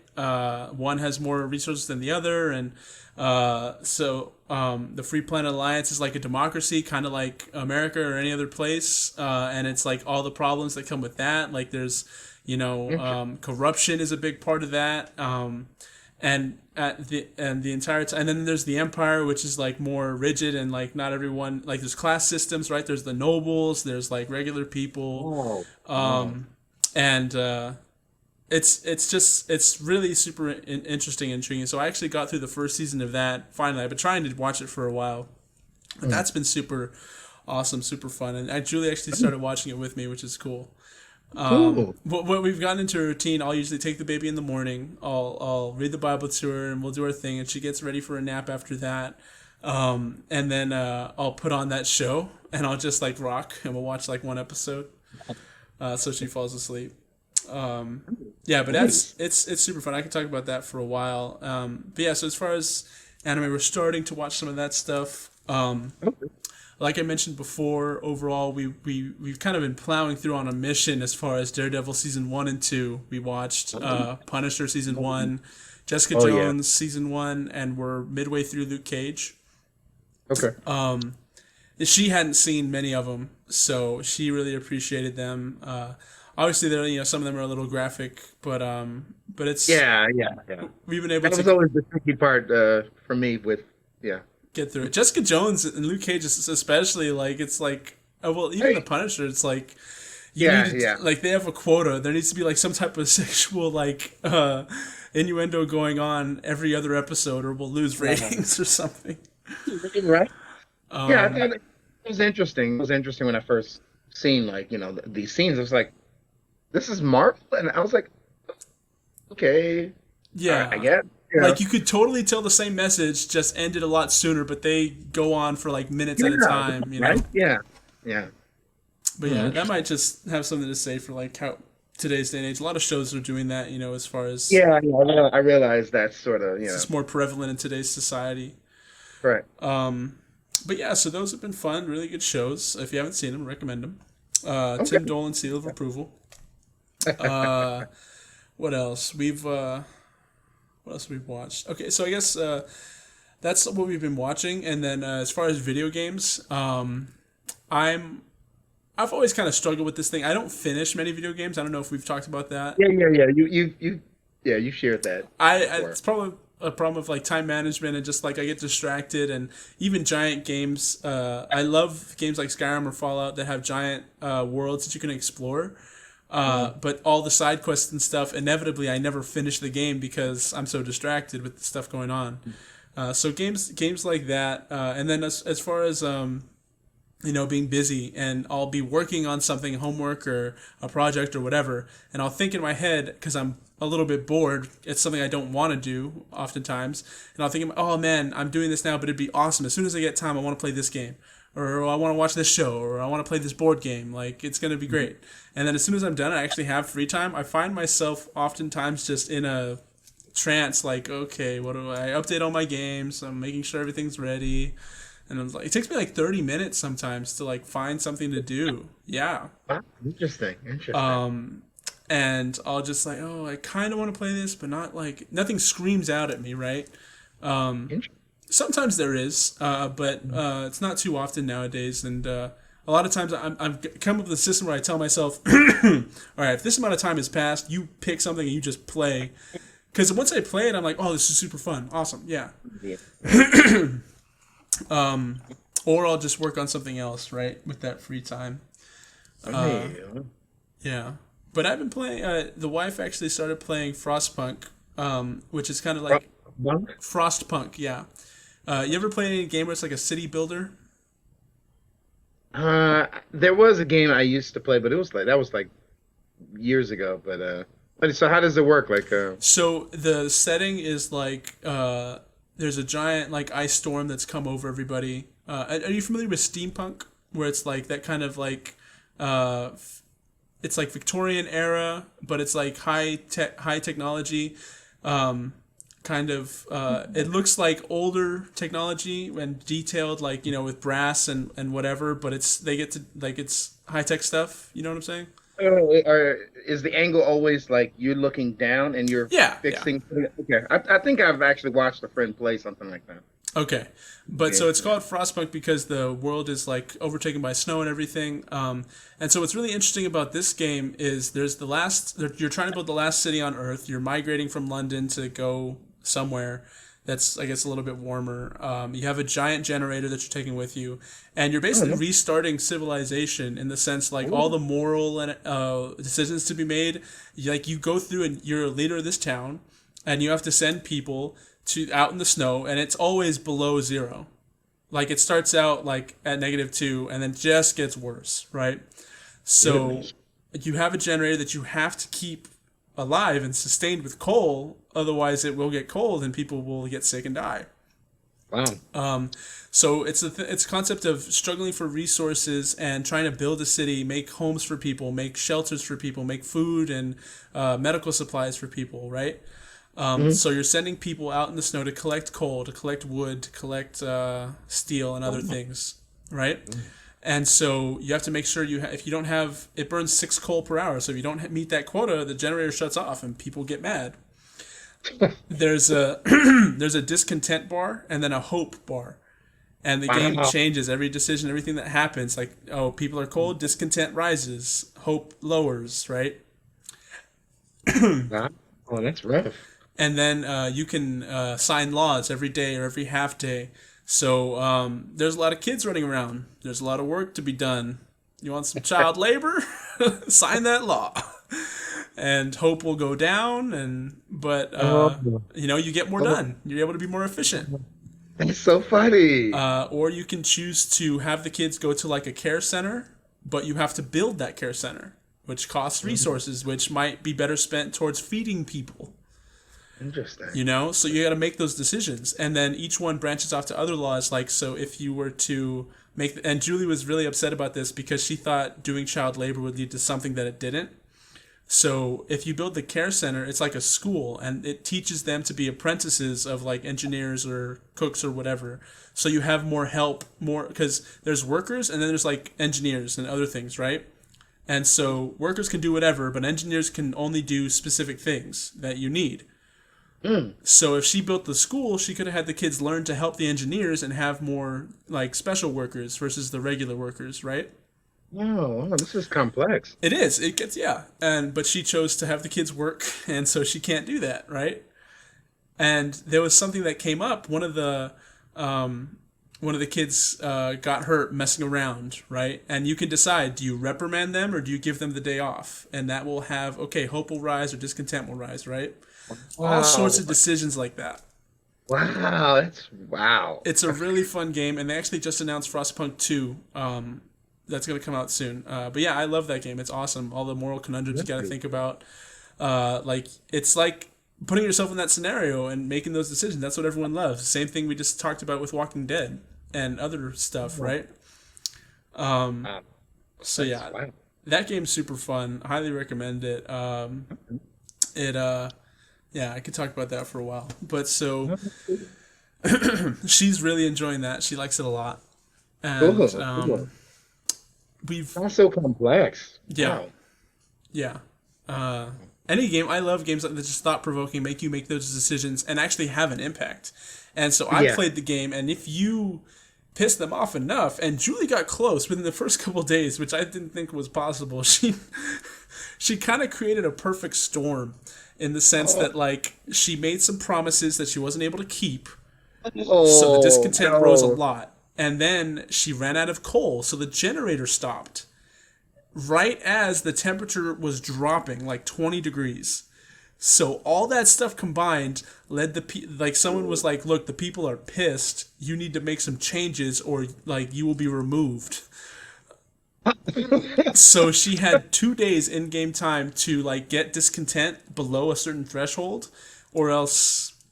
And I've failed the game one time where they're pretty brutal. They tar and feathers all like it's Really? that people are upset. People are They dying. will Like they fight against you and yeah, stuff. like she had like 30 people at, and I think she has like 100 or so that were sick and dying because it was so cold, and she didn't have the warmth for their workplaces and everything, and she Oh, didn't have wow. enough hospital beds, and she could have signed like a law to like improve that or change things, but and she promised that she would treat at least half the people, and then she didn't. Oh, And I gosh. think she promised to house all the people, and I think she had all the buildings, but they weren't finished building in time. Oh, So yeah, it's brutal stuff. And you've talked about I haven't played The Last of Us, but it's one of your favorite games. yeah.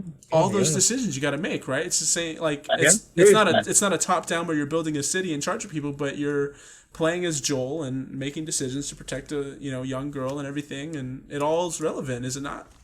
Yeah. That first game, man, it's amazing because it's wow. I mean, it kind of reminds me of that whole Walking Dead concept. It's Absolutely. like yeah, like you just you're in this environment where it's like, who can you trust? And there's so many people. I think 20 years into this whole apocalypse, it's like there's so many people that have changed their views when it comes to like morality and justice, and they're creating their own justice, basically. So it's interesting. In the first game, you're encountering different groups, and they're doing their own thing. You literally have one group where they actually are cannibals. They eat people. And you have another group where yeah, they're robbing and stealing from people, and if you go into their town, they're going to do whatever they want to you. And that's it, and they'll rob you, and so it's fascinating to be in an environment where it's like you have your own understanding of human life and things like that, and then you're Yeah. going into the territories where everyone else is not going by that. So it's like, what do you do? So you have to kind of take care of yourself. You have to do what you need to do, and yeah. So it's fascinating, especially in the first game because you're playing the role of this guy protecting this 13-year-old, 13, 14-year-old girl, and yeah, it's wild because especially initially, you start off the game and Joel really doesn't care for this girl all that much. It's like Hmm. she's just a job. But by the year, as they kind of venture with each other and go through all these experiences, he's so much more closer to her. Ultimately leading to ending the game where yeah, she's just he almost considers her like a daughter. So Yeah. and all the sacrifices involved. So it's amazing. It's really amazing. And I kind of feel like I wish I too would have um, kind of continued that a little bit. There's a lot of discussions with the direction part two went because it kind of didn't hold up to that I don't know that whatever it is that everyone was drawn to by the first game. The second game kind of goes in a completely different Yeah. direction, completely different. So yeah, but yeah, the first one, a lot of those moral dilemmas, a lot throughout the entire game from beginning to Yeah. literally the end. Oh, that's super Amazing. interesting. Yeah, Um, yeah, really. yeah. So I guess, and then something I'm looking forward to. I don't know if you heard about Elden Ring. Elden Ring, no, no, no. Okay, so how familiar are you with Dark Souls or the Souls-like kind of games? You know what? I think you are probably you and maybe a friend of mine I knew from my last church were kind of familiarizing me with different games, but yeah, I don't know too much about them. I know they're very difficult. If So you got that though. You were able to that's one tell thing I've, that. I've I've always been told is like Okay. these are some very difficult games. Yeah. What's interesting is they're not even they are difficult, right? And it is kind of it's not gonna be your easy like story you just walk through, right? And there's no Oh, difficulty setting either. You can't make it easier. oh snap! So and it's very a lot of it is very vague with the storytelling and kind of direction. So that can also be off-putting. People don't know where to go or what to do.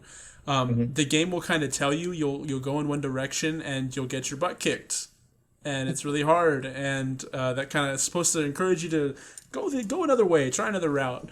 and until eventually you find, oh, this is a little bit easier, right? Especially after going through the harder routes, like this is a lot easier. Yeah, yeah, Um, yeah. I actually found it when I played the first game for the first time.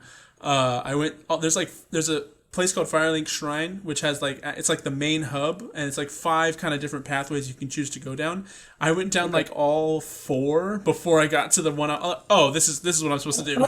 like, and for a lot of people, that repetitive, like, and it gets brutal. Like even the lowest enemy will, kill your character if you're not careful. Like it Wow. forces you to respect every encounter, so you can't just blow through mindlessly, right? There's not much. Mm, There is like stuff that's supposed to be easier, but like I mm. said, if you're too arrogant and you blow through, they can Yeah. very easily, take you down.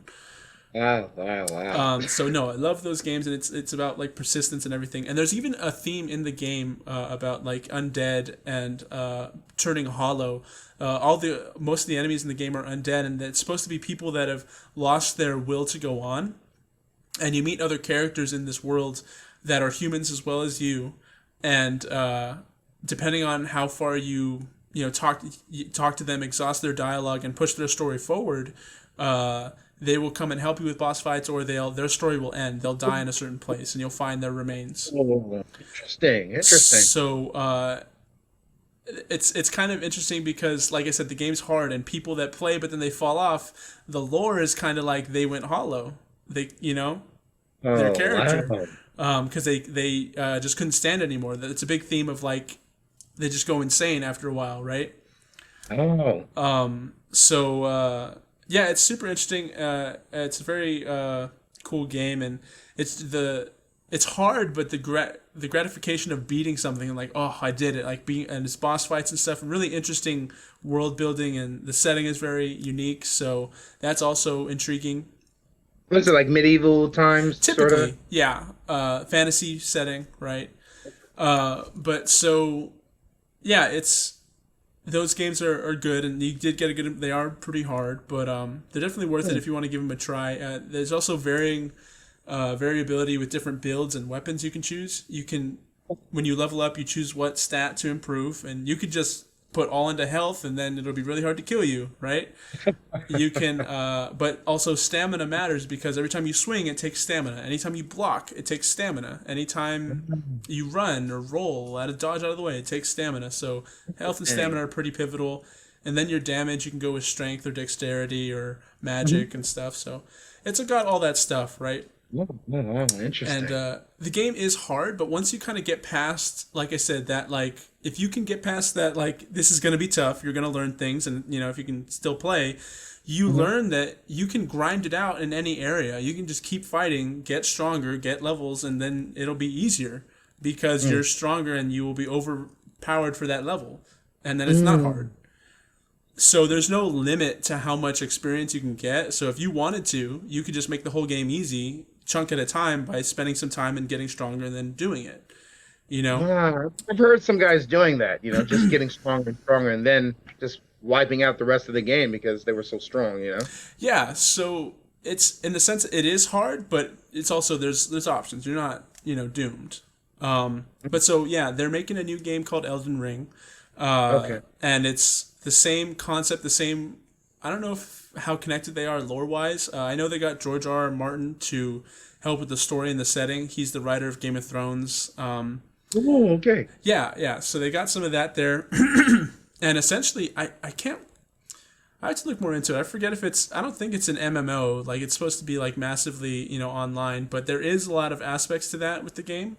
Mhm. It's not. It's still a Souls game, but the concept is it's really open world, like a game like Skyrim or Fallout is, where it has a huge world you can explore and go anywhere and do anything, and you can do multiplayer with it. Oh, And how nice. that differs from the Souls games themselves is they're kind of a little bit more linear. There's not as much vastness to explore. Okay. So I think that's the difference. Uh, Okay, okay. Yeah, but I'm starting to remember that. Yeah, for a lot of the screenshots I've seen for a lot of the Scrolls games, there's always like corridors they're going through and always these kind of I don't know, these castles or these yeah, dungeons or yeah, so oh interesting, interesting.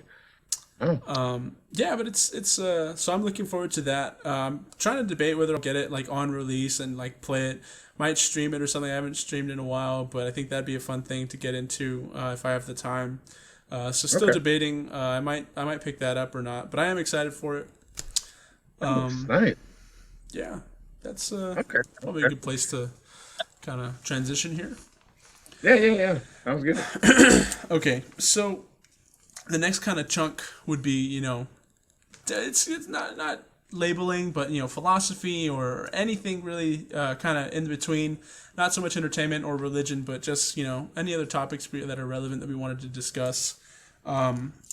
I know we Okay. talked about before. I have some things I can mention about. I asked some of the people on my social media, what topics they wanted me to bring up, and Yeah. so. But before we get into that, real quick, I do got to use the restroom. Okay. So I'm gonna pause So it do real I. quick. Yeah. All right. So we'll take a break and we'll be right back. All right. See you guys in a bit. And we're back. All right. Okay, man. So the next kind of big section I wanted to get into, kind of like philosophy and all that.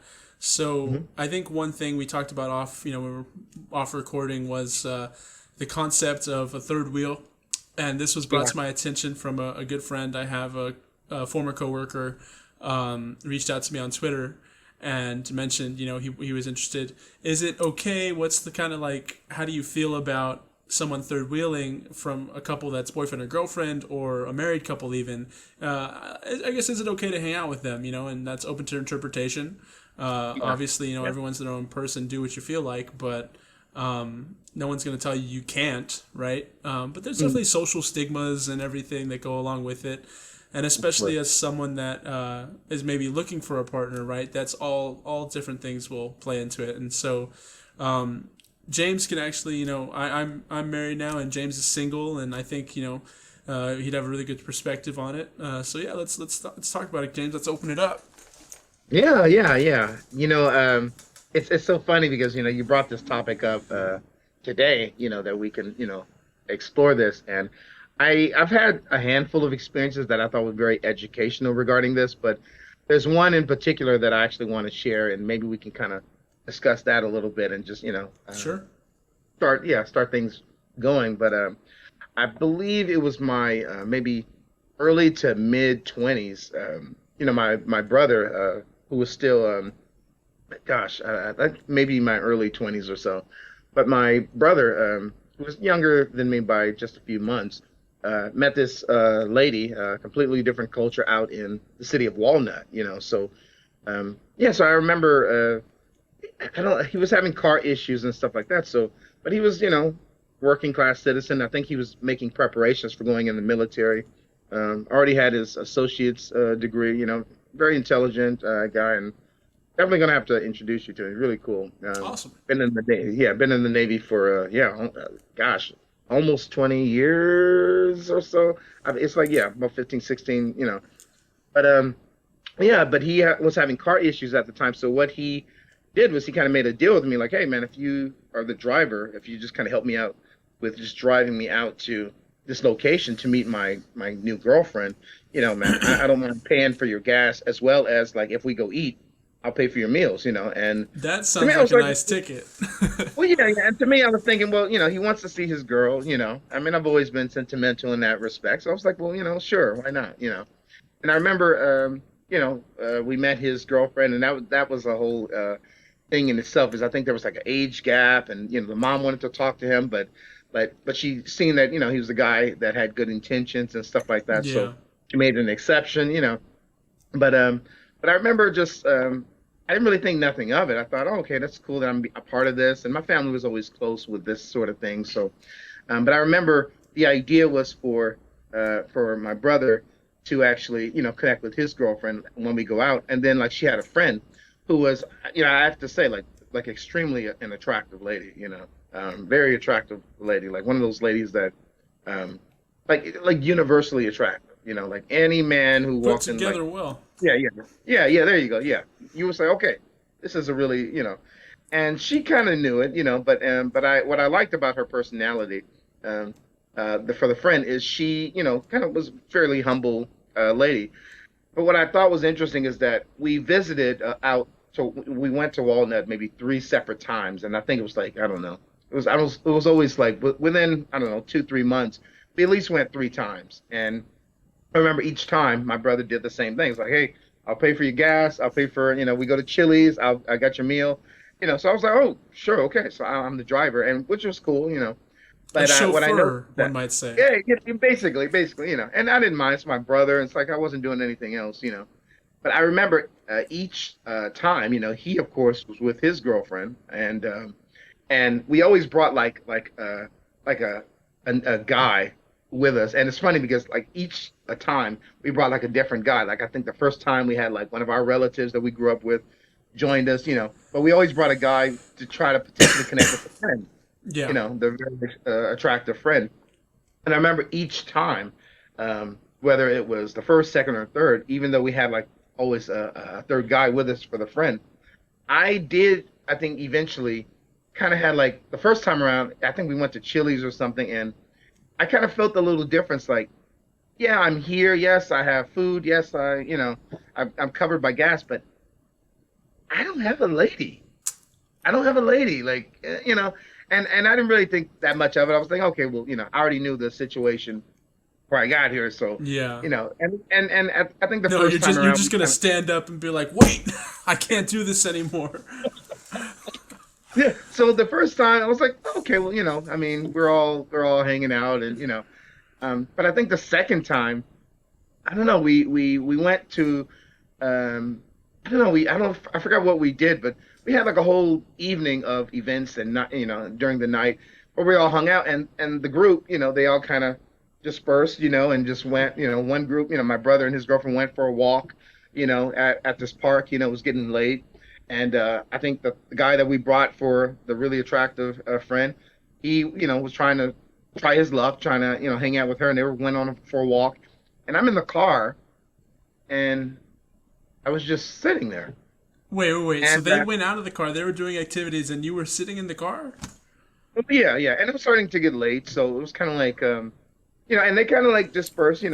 Hold Yeah, on, yeah, hold yeah, on. yeah, Once, so if you said there was your brother and the girl, and she brought an attractive friend, and yeah. they sought out other suitable males because you weren't No, enough. oh, no, What? no, no, no, no, no, no, not that, not that. My brother went to go kind of he drifted away from the group to be with his girlfriend, and they went for a walk at this park that we parked at randomly. And so the male friend that we brought for that second trip, okay, because each time it was always a different guy for this attractive friend, because I guess we were trying to help her out to find a partner as well. But why were Um, you never? Why? yeah, yeah, yeah. It's weird. It's weird because I don't know. I kind of made that separation. Like my job was to be the driver and to be, but I noticed that the second time I felt a little bit more weirder. It was like, like I don't, I think I was reflecting like that's kind of weird. Like, Yeah. why do I feel like I'm being, I don't know, like I'm missing out or something, Like it just felt kind of unnatural. And I think by the third time, I recognized what it was. It's like it felt weird that um, I didn't have a partner. I didn't have anybody to really connect with because I think, again, they kind of went off on their own. Yeah. And I don't know if it was for an hour or two or if it was more, but I remember at that time, I realized right at that moment that I was never going to put myself in that position again. Not for anyone. And it wasn't anything against my brother. Like he obviously, I wanted him to connect with his girlfriend and. But it felt kind of awkward. And it was my first time experiencing the third wheel essentially. And there are a handful of times I experienced stuff like that in other situations as well. And I didn't know um, what was happening to begin with. Maybe I decided to hang out with two friends from high school that we graduated, but one guy had a crush on the lady that we're hanging out with. So it's three of us, and then I kind of feel like okay, he's trying to do this smooth talk with her, and I'm here. It's like I feel like okay, should I go for a walk or do I?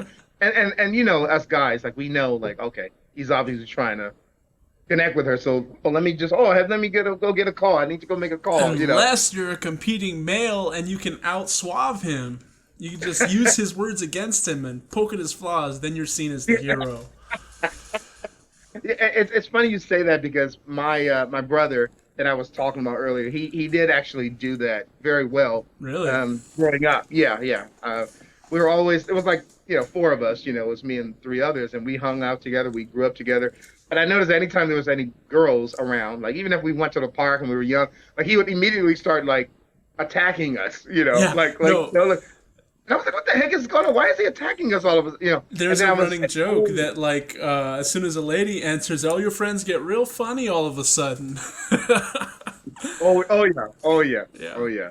But no, it was really interesting. So, I mean, as far as where I stand, I think that definitely, um, I think if you're sensitive to not having a partner or not having someone, yeah, I think it's something that should be avoided. I mean, like obviously, I feel like I could hang out with you and your wife. I kind of feel like I'm really close with you guys. So yeah, if you guys Yeah. want to kind of snuggle, if we're watching a movie in the theater, like that's not a big deal to me. But I think in other environments where everyone's kind of just now connecting and I don't know, I think yeah, being the third wheel, it's kind of an awkward kind of situation. Even for me, I feel like in many ways I am mature enough to kind of manage myself in certain environments. But I think for that Yeah. specific environment, yeah, I don't think that really fits me.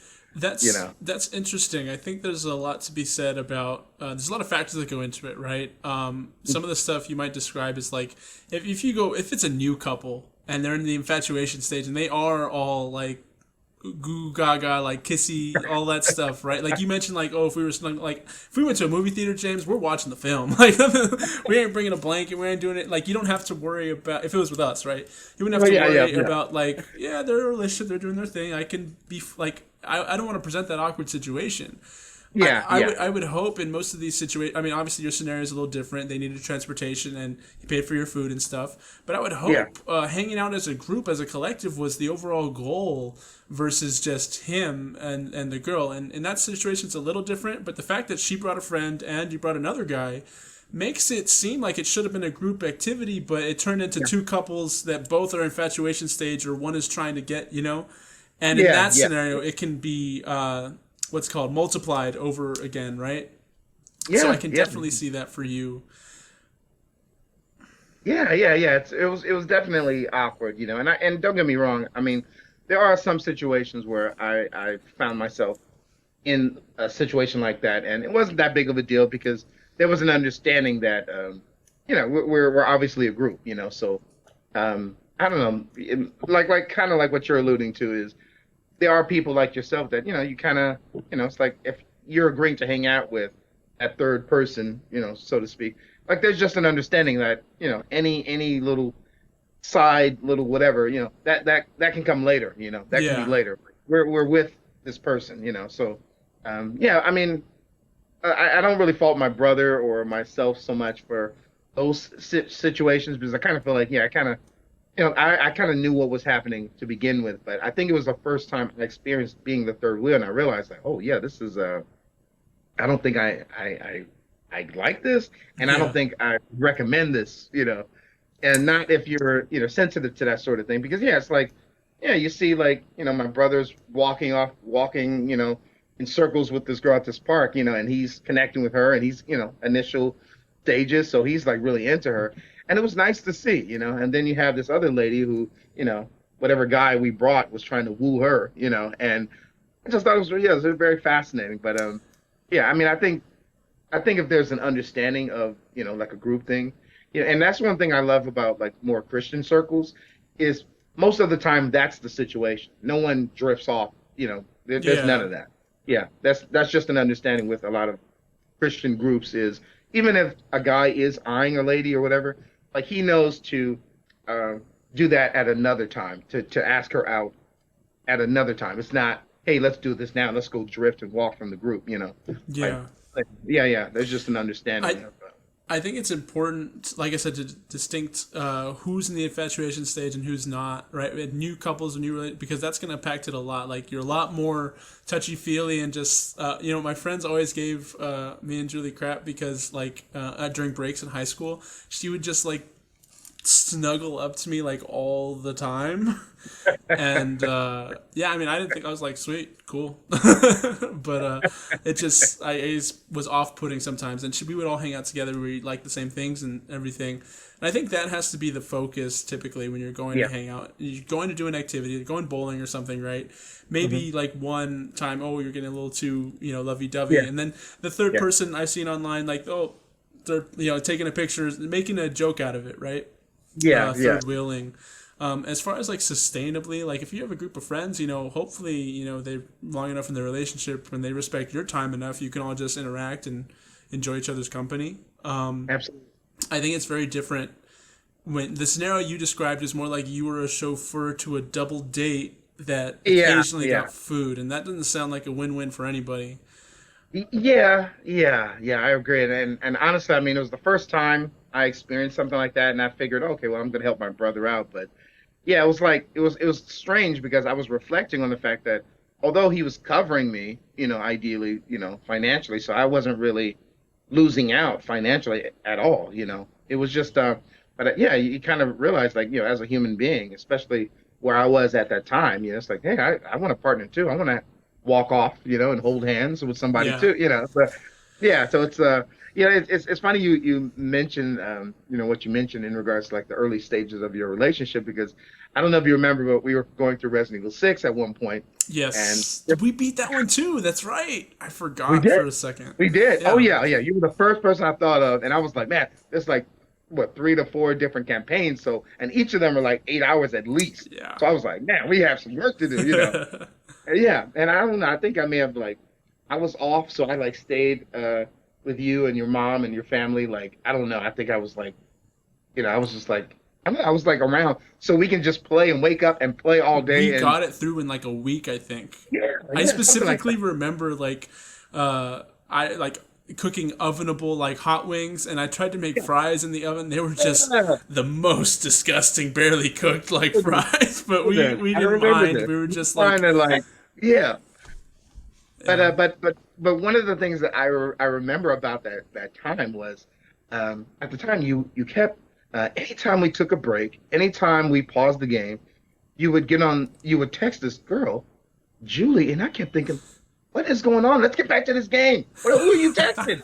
And then it was like sometimes, we meant for the break to be like 20 minutes and it would turn into, 40 minutes or an hour or something, or, and then sometimes you're like, hey, James, let me just, and I'm like, who is this? Like, what is this person doing to you? Like, like she some type got of, her yeah, claws. She yeah, got a hold. yeah. And I think, I don't know how, and it was like during that whole week, you were just kind of growing, it was the early stages of really connecting with her.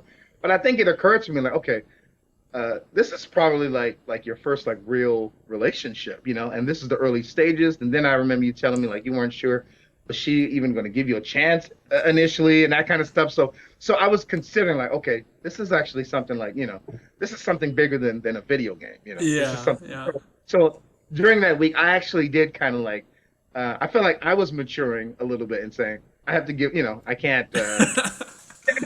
Can't stomp out the flower Yeah, yeah, for yeah. for video And, games. yeah, and the way each stage on Resident Evil 6 is set up is like it almost takes literally an hour to finish just one like one stage, So Section, like yeah. it really like sets it up where It literally says like stage clear. yeah, yeah, yeah, yeah. So I realized like, as somebody that was, especially at your age at the time, you were connecting with somebody that was important to you. And yeah, it's like imagine like normally, and I think you're on break, I think we were Yeah. both on break or something, But I'm just thinking like, yeah, that was a lot of time to like a whole hour or so not being able to respond to the person. So yeah, it's like you're gonna take that time to after it's done, like let me get back to Distract them, myself, And yeah. yeah, yeah, yeah. So during that week, I did kind of like say, okay, I need to, because I think it was the first 2 days, like I don't know, like I may have had to go to the bathroom, and so I would pause, I'd go, and I'm ready to, all right, let's get, what are you doing? Yeah, yeah, yeah, yeah, yeah. And I remember like trying to figure out like, what is happening, what's going, But that was like, man, this is, So I realized, I don't know, by the second, third day, like, okay, this is bigger than Resident Evil. Resident Evil's still going to be here. We can still get through this. This is Shame not on going you. to. That's No, funny. but You know, I had it completely forgotten that like it's that a was even still movie. relevant. Like all I remember from that time. I mean, I don't combine the two in my mind. I remember the time I spent with you playing that game, and then I remember like courting my now wife as a different memory entirely. I'm interested to see the time frame, like when exactly it was, if it was the summer or when. I But do know that Resident Evil 6 came out and I went through it, the ins and outs, like so I know that eventually I don't know, and it could have been a year or two after Resident Evil 6 came out, so we can look it up and find out when it oh, came out. that's But probably then. Yeah, that would yeah, make more sense. yeah, but I do remember we already finished five, so I immediately said, "Hey, man, this has 3 or 4 campaigns," and Yeah, I think we knew, okay, we're gonna have to arrange this. So yeah. I did bring my PlayStation. I remember We that. That did was just a know, fun time. We yeah. were playing all sorts of stuff. Oh man, oh my Great gosh, yeah, times, man. it was great experience, man. You know So what's I've been funny? playing. Hey, Uh, go ahead. I I hadn't gotten that like because until like to college and having roommates, especially roommates that were nerds too. 'Cause then it Oh was yeah, like a sleepover every night. It was awesome, you know, and that's what it felt like that week. Like you just like wake up and just yeah, playing stuff. So, yeah, no, shout out to my AP roommates. You know, had a hell of a time. With yeah, them, right.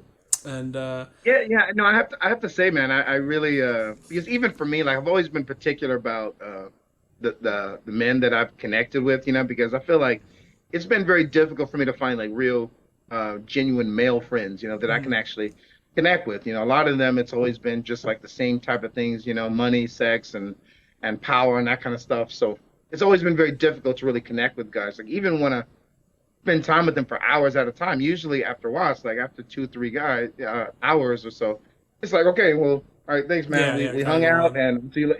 So you were always one of those few people where I didn't feel that way. I didn't feel like Yeah, no overwhelmed. time Yeah, obligation.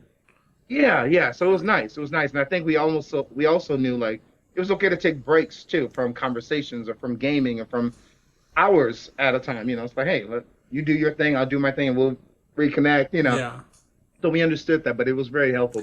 that's But no, actually why I'm. Oh, go ahead, finish. yeah, no, but I was just saying that, yeah. But I think overall, I just realized that, yeah, there is a time to, you want to connect with a lady or some a guy wants to connect with a lady. I think it is important for friends to know, like, okay, this is might be bigger than what I'm trying to do with that person at the time. This Yeah, then is the activity. yeah, and that's what I was trying to do with my brother as well. So. Yeah, I mean, unfortunately, things didn't work out in the long run, and that's a whole story in itself. We can cover another time. It's actually a very interesting concept, to be I'm honest with you. sure. I'm sure. Who knows where me and my wife would have been now if you had stamped out that flower as it was growing and urged into video You know games. what? Tim? We're actually playing Resident Evil. Can you just go ahead and Yeah. Let her go. Drop her. yeah, I'll take your phone. I'll confiscate. yeah, You can have it back after we beat 3 stages. Okay. yeah. No, that's awesome, man. And that's the thing Yeah, I man. appreciate about our relationship too. You know, is being able to riff like this for hours or however long. And that's interesting that you say that you didn't have many, other men to go to that you could have genuine good friendships like that. At least super meaningful ones, right? It's always acquaintances, and there's always people you can go to more so than others. But someone that's like a really good, strong bond, like I think we have. I'm curious because I get a lot of mine from sports and from Okay. football, right? Like there's people I interact with in school and stuff, but you don't know a person until you've done something of value with them. You've gone through some type Correct. of trial with them. You see, and I don't really want to compare. Like it was a like video games was fun, but I wouldn't compare that to the trials I went through with like football and everything, right?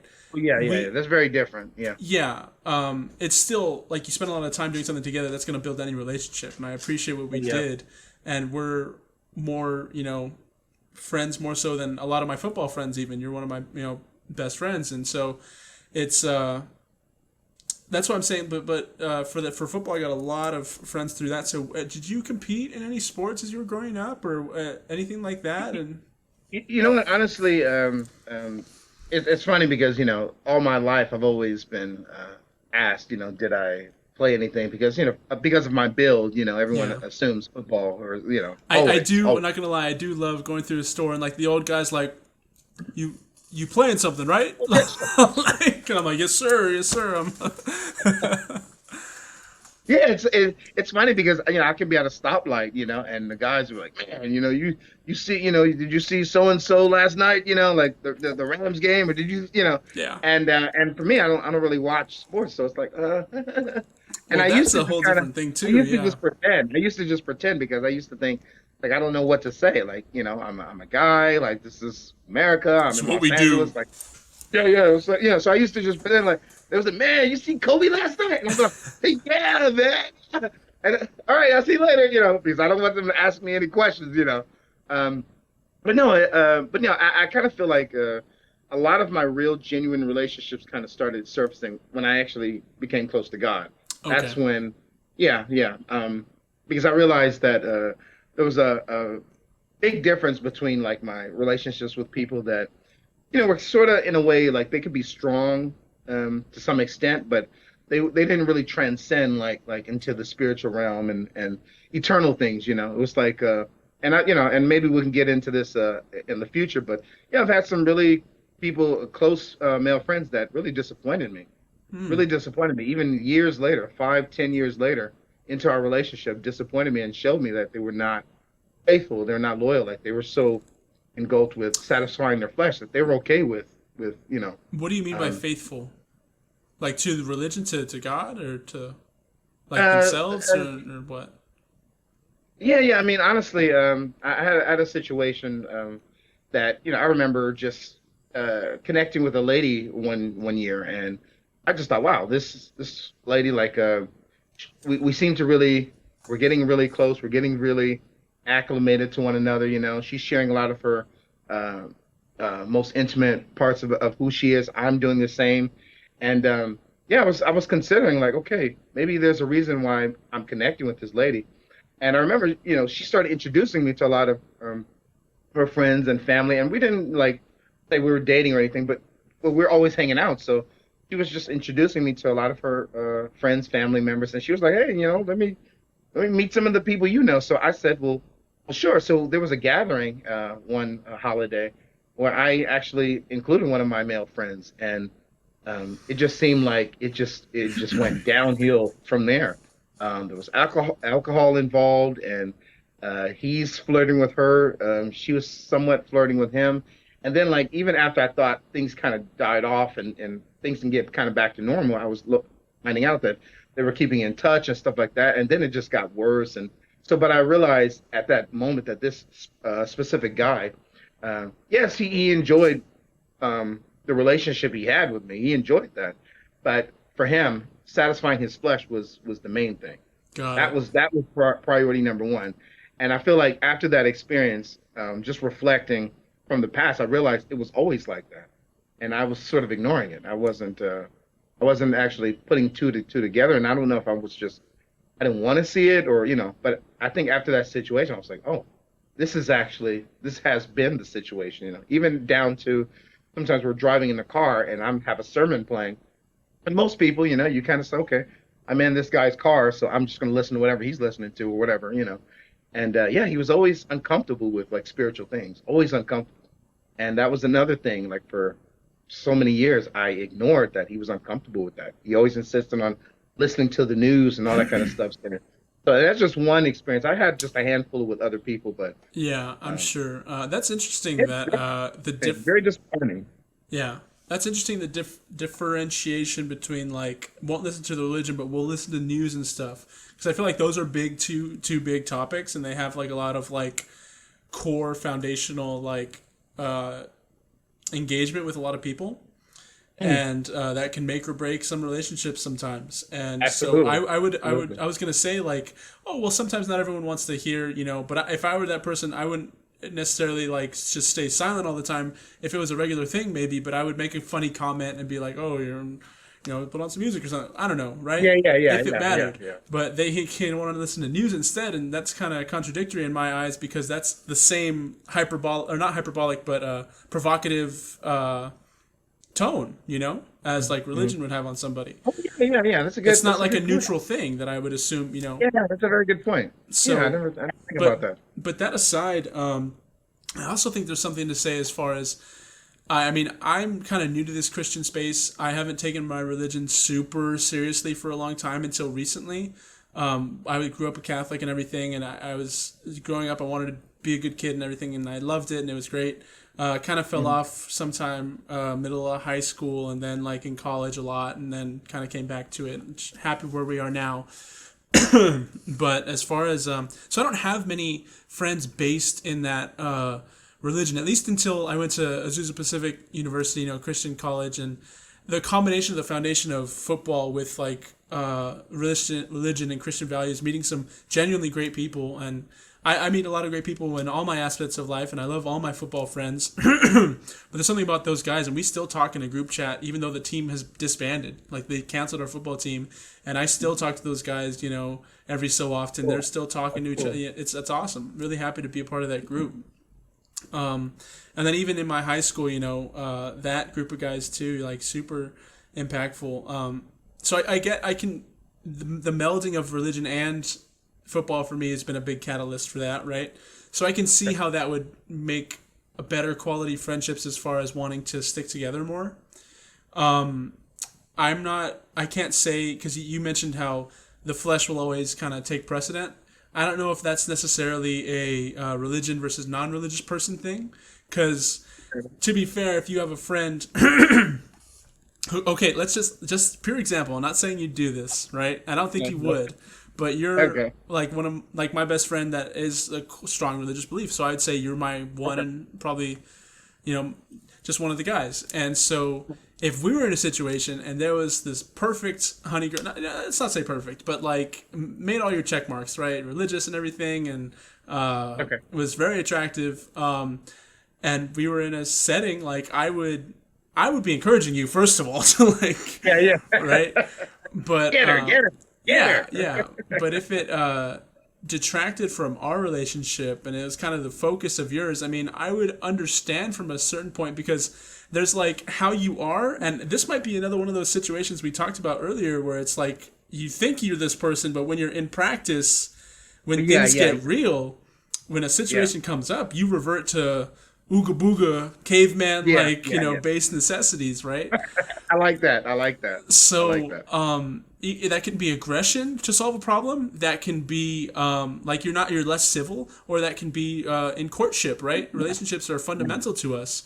So I can see how even the most trusted of friends might, especially if they haven't, had a meaningful relationship that they can consider, that escalates the likelihood of them in the moment dropping something or not living up to their standard for some, for I don't know, as a simp, right? like simping over somebody, just like falling for them and doing anything to get their attention, right? Yeah. Yeah. Yeah. Exactly. Exactly. Yeah. It's I was there's an experience I had, and maybe it's appropriate to share this because I feel like um I've been trying to keep it off social media, but I think it's actually something that needs to be shared. Sure. So I'm gonna share, and it kind of goes into what it is that we're talking about here. So uh, one of the jobs that I had, I was working at a preschool, and I've worked at different preschools for the last like 20 years. Yeah. But I was working at one, and I was actually pretty close to a guy that very openly told me that he did not believe in the Bible or God and all that, and he's 100% atheist. He doesn't believe in any of that. And even with that being said, he understood that very early on that I was not somebody that was interested in compromising my relationship with God. I was like all in. And so, and I even told him there's a difference between like professing to love God and actually demonstrating that you actually love God. So, but one of the things that happened to us is that our school needed some additional help at one point, and we started calling in substitutes just to help us temporarily. And one time we had a substitute that was this, you know, lovely Latin lady, that came, and we both agreed, wow, this woman is gorgeous, and she's very down to earth, really cool. And I think we didn't see her consistently, but we both, I think one day, she wasn't around, and we thought, man, lovely woman, The day's and not then as we, bright when she's not around. you know, and but we both agreed, like, um, we don't know if she's married, Yeah. we don't know if she's or anything like that, but so we were like, we'll probably just try to investigate to see if, she's married and all that kind of stuff. So eventually she did make it back and she came to the school and stuff like that. And we seen that she had this big, huge ring, obviously showing that she was married. And it was a nice, impressive ring, actually. Really nice. And so I remember my mindset somehow changed towards her when I realized that she was married. There was something in me that said, I recognize that she's physically attractive, but I almost felt like convicted to kind of make Pull sure that back. there was separation. Yeah, yeah, some type of boundary in regards to how I treat this woman, because she's another man's wife. And even though she's attractive and all that, that's somebody else's wife. And as a Christian, I understand that God, created marriage, but also respects marriage, and he hates people that not only um, dishonor it, but sabotage it and think lightly of it. Yeah. Um, but what was interesting is that my buddy, he had a very different perspective when it came to this woman being married, and he realized she was married. He actually didn't see that as an issue with still trying to pursue her, and so Yeah. he did. He Hmm. did continue to pursue her, and it turned out that she was having issues in her marriage. There was no cheating involved, as far as I know. There was no cheating on both parties. In fact, there was once or twice I had the opportunity to meet her husband, and he was actually a really cool guy. He wasn't really loud. He was very kind of mild mannered, but one of those guys that I kind of feel like is safe with a woman. Like Yeah. this guy's not the type of, yeah. But and I don't want to draw this out too much, but my buddy from time to time would spend time with her during break time, and gradually it was more and more, and then they start hanging out actually after work as well. And I kid you not, this was maybe 3 4 years ago, and they are currently living together. Mm. They have a child, Oh and wow. she did divorce her uh, her husband. And so I say all that just to say that a person's worldview, it matters. A person's worldview, Yeah. because yeah, when I found out she was married, there was something in me that, she even started to make jokes about how I wasn't greeting her and hugging her like the same way, before. But I don't know. There's something I detected that I need to kind of, and for him, it was like, well, yeah, you're married. So, and, Yeah. so what? Yeah. And so, yeah, so it's just, and to me, it was, and he still is in my life. He considers me a really close friend. I've talked to him about the Bible. I've warned him about the reality of hell. I have explained to her individually and together that we're all going to be accountable to God on Judgment Day. No liar, no thief will inherit the kingdom of God. No adulterer. So I've made that very clear. And he still, keeps me in his life. So I'm like, okay, well, God, I'm going to stay around as long as, but but yeah, so I share all that just to say that, when it comes to our worldview and what we believe, that stuff matters. And it can even be somebody that you're fairly close with. This is somebody that I went to the movies with, hung out with, went to restaurants with, and, Yeah. but yeah, yeah. But the Christian life is very different when you're changed. No, that's interesting. What do you think about? Because obviously not every marriage is built to last. Unfortunately, like a lot of people get married. Oh, Cody, stop it. A lot of people get married and under the wrong circumstances or bad foundations, and the marriage rate and divorce rate is super high, right? It is. So, It is.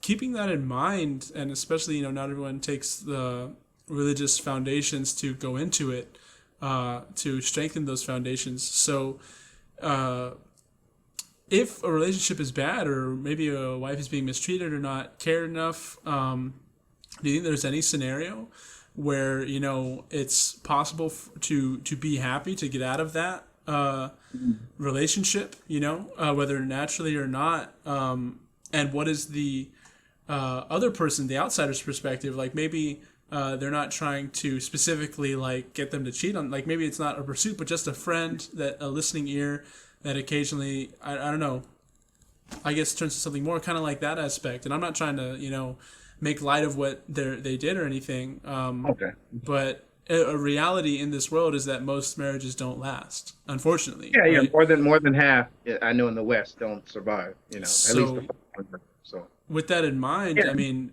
finding someone else that could be a better partner, maybe ideally, like hopefully no one's getting abused or anything, but we know that that stuff Yeah. happens, right? So Yeah, yeah. giving an Unfortunately. option to get out of that structure, and I don't have much basis to say this, but I think I can safely assume, like, when marriage is very sacred to something Christians like us, and like you don't, not really supposed to get divorced or anything. It's supposed to be you're married and that's it. You're with that person forever till death do you part.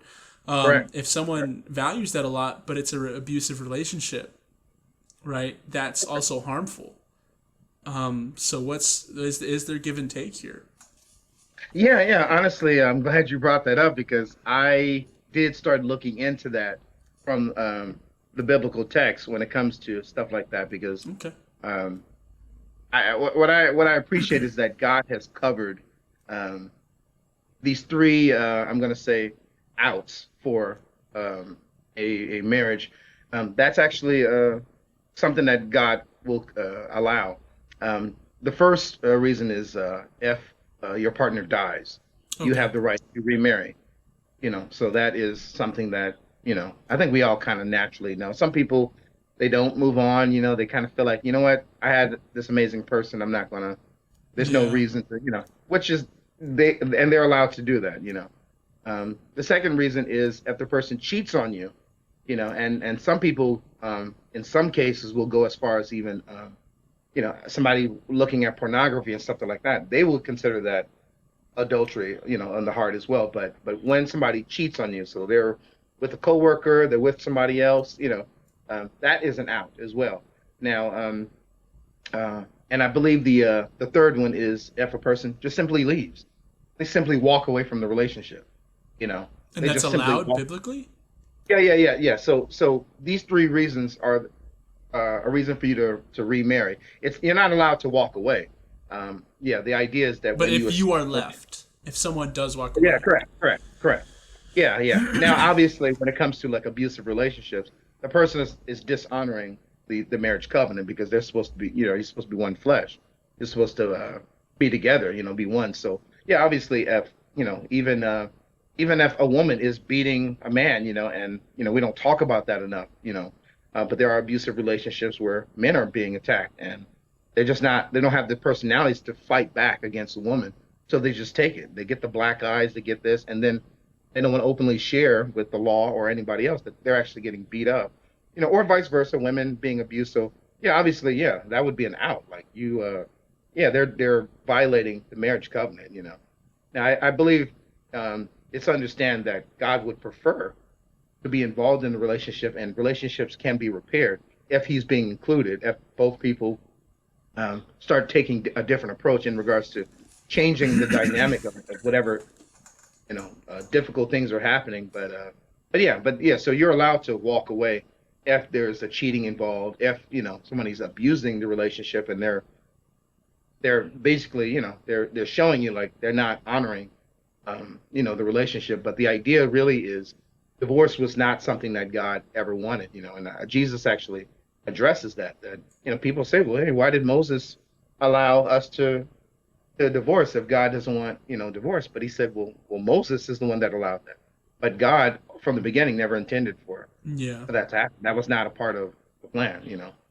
So but yeah, so it's a very sensitive topic because we live in this world where people kind of go into relationships often to get their needs met. They're not going in to serve. They're going in to be served. Well, And what's unfortunate about nowadays is often those needs are being met without even a relationship in most cases.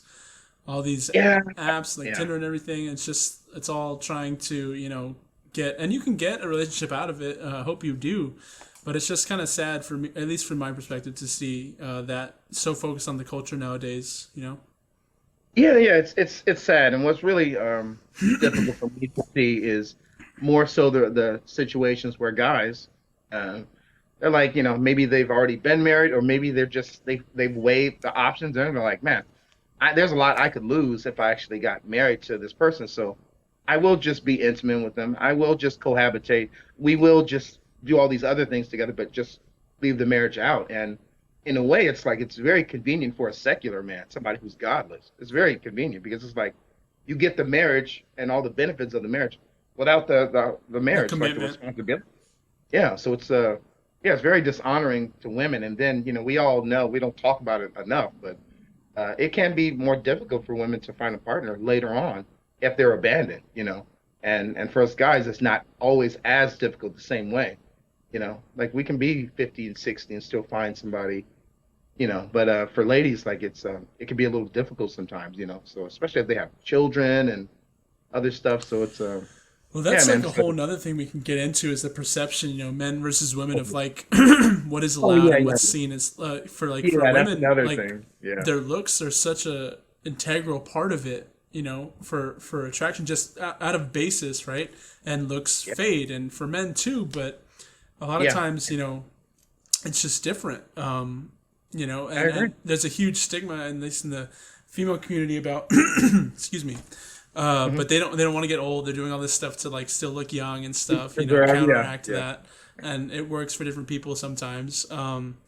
But yeah, it's so kind of society's kind of built around looks, and especially with the Kardashians and people like that. It's different fitness models. Everyone's comparing themselves to these things, and young girls and young everyone's comparing themselves to these super good looking fitness people, Yeah. and a lot of it is just fake or photoshopped, or not. You're not setting out a realistic example.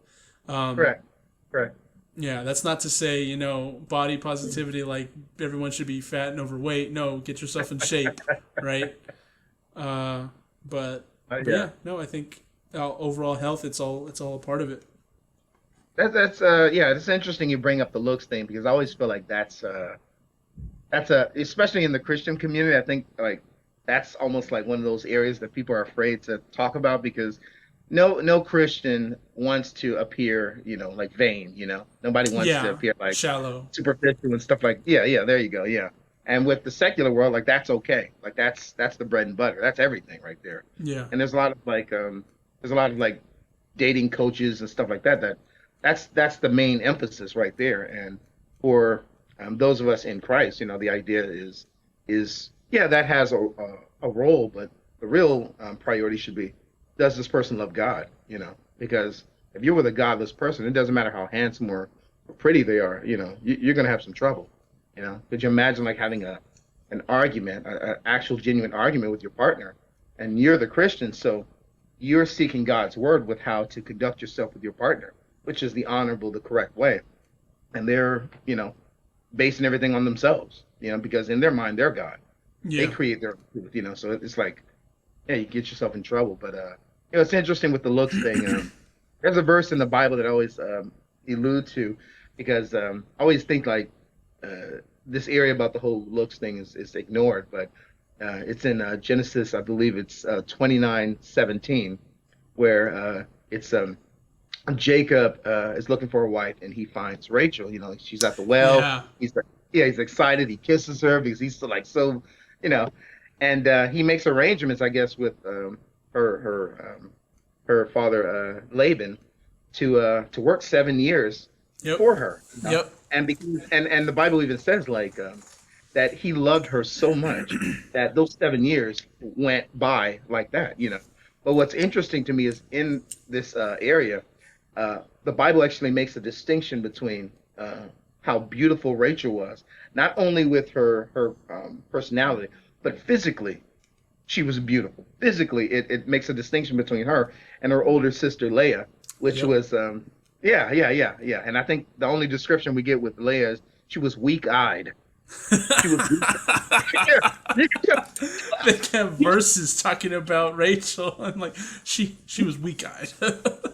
Leia yeah, was and weak eyed. and it just kind of lets you know, like she was not like a looker. She was not, and there's a whole thing with that whole situation. Anybody's familiar with that, I was gonna in the Bible. say, yeah, I passed that a while ago, and that reminded, like, that story gets wild. Some of this, like, what was his name? Laban. He made the Jacob work another 7 years, and it's like bamboozling him just to get. And Oh, yes. it gets crazy. There's a lot to It say. really does. And the children thing, and it's just, oh Rachel gosh. and what's her Leia, they're fighting, and that whole thing too. There was a reference about like Yeah, yeah. because it happens again later on in the Bible, but as far Yes, yeah. yeah, it's just talking about how I think Rachel, one of them was bad because they were asking about like trying to have kids just to one up the other one, right? Yeah, yeah. Both of them. Both of them. Yeah, and Both of then them. Yeah. it's in the uh, the evidence Bible that you gave me, the Ray cover. It's all Okay. great stuff. Love it. Huge resource. But actually, shout out. There you go. There you go. Have it close by. Gotta have it close by. But it alluded to one, and I haven't gotten to the story yet, but it's way in probably New Testament. But something similar happens. The woman is barren also, but she goes, I think, asking for kids for the right reason, I guess, right? Not out of competition, not out of like trying to get their husband's love, but out of, you know, a desire for a kid. I forget which story it is, but I think this might be First Samuel, actually, and that's Old Testament. It might be First Samuel. She was wailing and crying out to God because she was barren. She couldn't have children, and I think even a priest thought she was drunk or something like that because, yeah. yeah, she was just crying out so much. But yeah, and I think it was Samuel that she had, and he ended up being a prophet and stuff like that. Yeah, that's right. Yeah, it was that. Oh, it's good stuff in there, man. It's interesting. I mean, it's Right, crazy. Like that whole right. story.